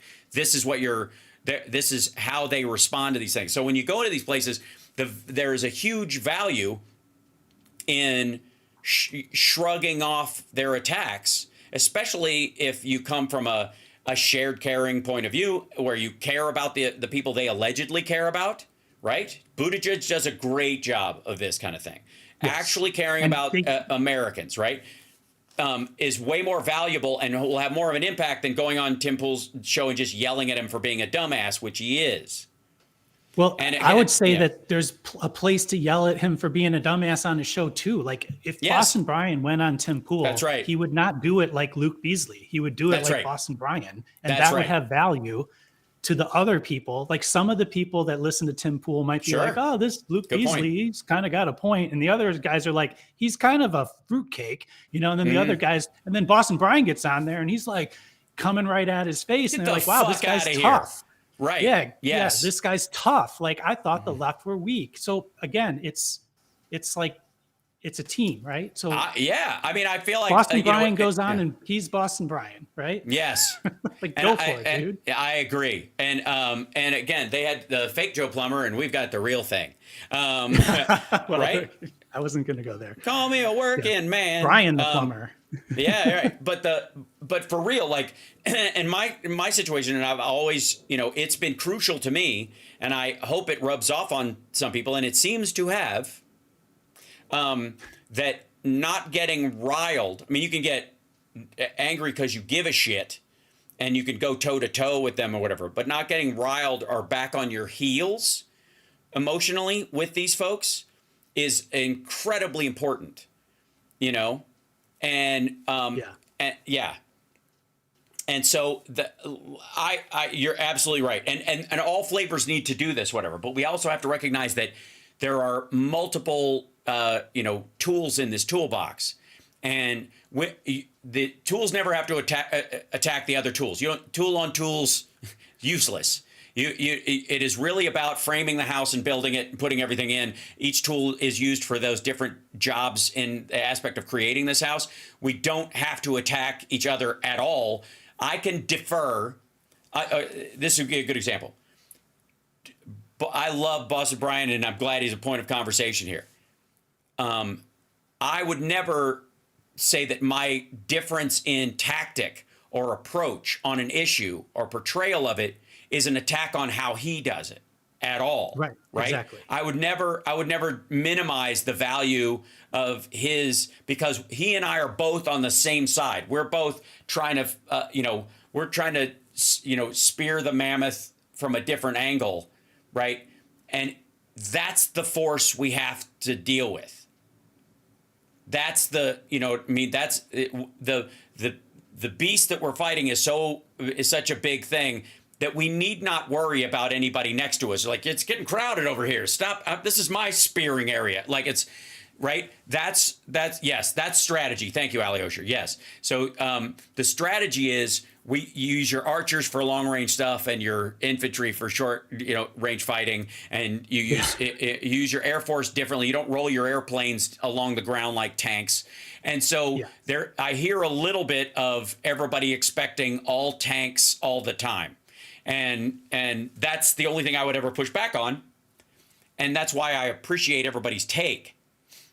Yeah. Until it tries to minimize my take, and that's the only area where I push back. And I also there's like a underlying message in media right now that we have to combat, and that is that Democrats in disarray. Democrats aren't doing anything. Don't care. Democrats don't care. Like, it's Democrats' fault that this whole thing happened before, or in the first place. Excuse me. Like, we got to stop. And I think that if you're like a TYT and you're always crapping on Democrats really hard because they're just feckless and awful and they take money and all this stuff, you're just helping that message that the Republicans are. Here's what I would say. Yeah, to that message, it's very important. In terms of like Democrats not fighting Democrats on this area, that one of the phrases I keep hearing along that narrative is nobody voted for this. Well, I would argue, yeah, they fucking did. And so the point should be Republicans voted for this. So if it's fucking up the red states, you guys voted for this. That's kind of what we mean when we're talking about the FAFO aspect of it, because they did vote for it. Out of ignorance, maybe. Out of malice, possibly. But they did. And so on our side, saying nobody voted for this means it should simply be Democrats didn't vote for this shit. Yeah, Republicans voted for this wreck. And that's how you do it. And there, you need go no further for this conversation. You don't have to, but also, I mean, maybe there was some crossover and some people were concerned with, but stop talking. The Republicans didn't they fucking did. They voted for Trump to be puppeted by Elon Musk. Then this idea that everything's simple and he could just run in there like a bull in a china shop and fuck everything up. They voted for this. This is what they want. And to pretend that nobody voted for it or even think in those terms packages the rest of your response under that veil, under that concept. And it just isn't true. It just isn't. They voted for this. There's a bunch of them that think, oh my God, it'd be so great if Elon Musk just went in there and fixed everything. They abso-fucking-lutely voted for it. So when there was stories about how he took over Twitter and that he was like praised for that. Yes. I mean, people hated that he was taking over Twitter on one half, and then the other half were like, yeah, like you got to get in there and take everybody out because they were censoring my Nazi stuff, you know? So that's crucial. Like, and so again, how do you lay that at their feet? You guys voted for President Musk. You didn't vote for Donald Trump. You voted for him to run everything. And that Trump would bring him in, and Musk has got all the brains, so he's just going to listen to whatever the fuck Musk tells him. So if shit's falling apart, you voted for that guy to be puppeted, your favorite president ever, to have fucking strings attached to his limbs and be walked around the fucking Oval Office. That's what you voted for. Republicans voted for Elon Musk to stick his fist up Trump's ass and turn him into a puppet. And that's what they wanted. That's what they're getting. And that message has to be driven home instead of no one, because they absolutely did. We didn't. No, and a bunch, I know the appeal of the no one voted for this. What they're trying to do is go, Republican voters didn't expect him to blah blah blah blah blah. Yeah. Yeah. You got to lay it on their feet. You got to make them responsible for everything that's happening. Exactly. Because, and this idea that Democrats are, that Democrats are in any way responsible for this runaway train, which again, a majority of voters, disenfranchised or not, voted to put him in office, and they got the House and the Senate right now. So these motherfuckers, it's on them. The responsibility must be laid wholly and solely at their feet. We don't need any Democratic backbiting at all at this point. The voters decided that they were more scared of immigrants than they were about inflation, or their lack of understanding about inflation was just poisoned by media so bad that they just didn't get the concept. And now they're going to find out the hard way. And our responsibility is on a state level to make sure that people don't die in the process. That if hurt comes, it doesn't land on the weakest among us. That's the local part that we have to do because we don't have any other options, right? Right. Also, Metal is Truth keeps writing "Eat the Rich" in there, and I got to tell you, that doesn't mean anything.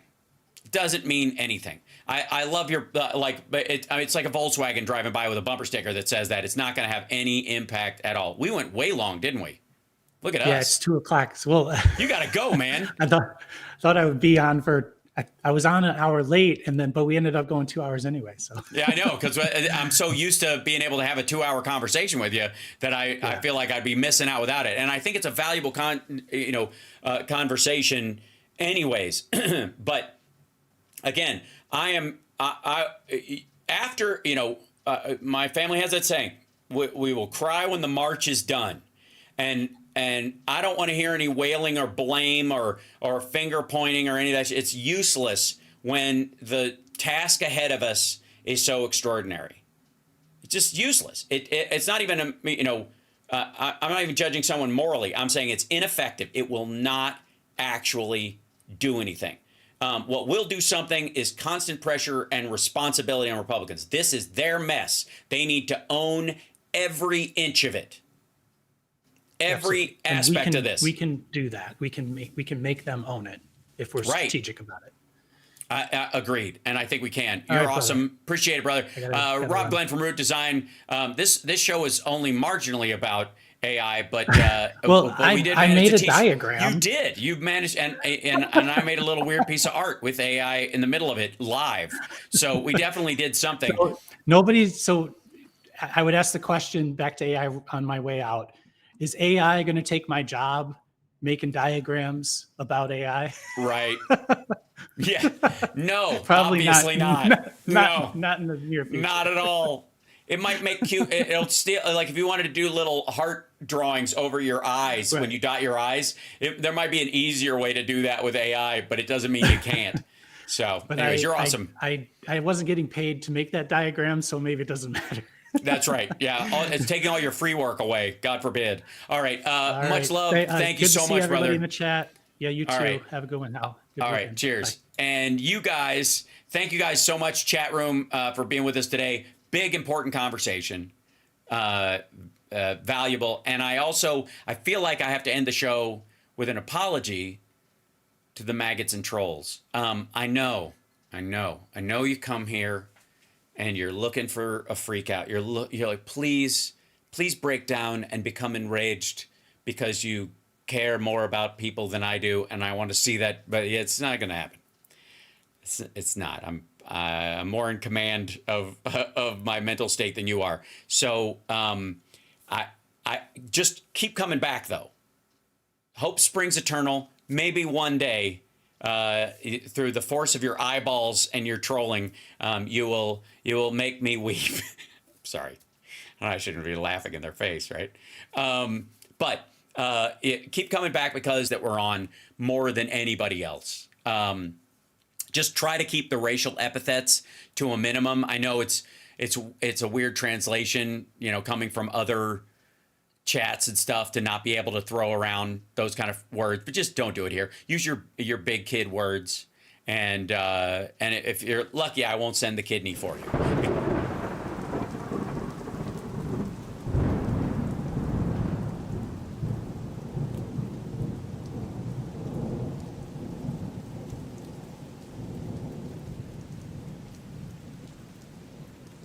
The kidney has a very special place in the heart.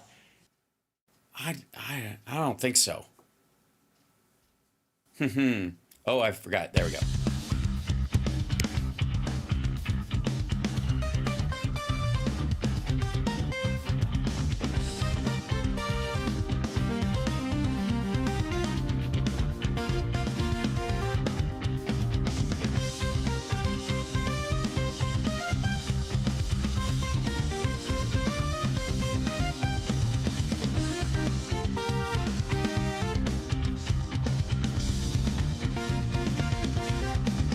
See you guys this afternoon, 3 p.m. Pacific.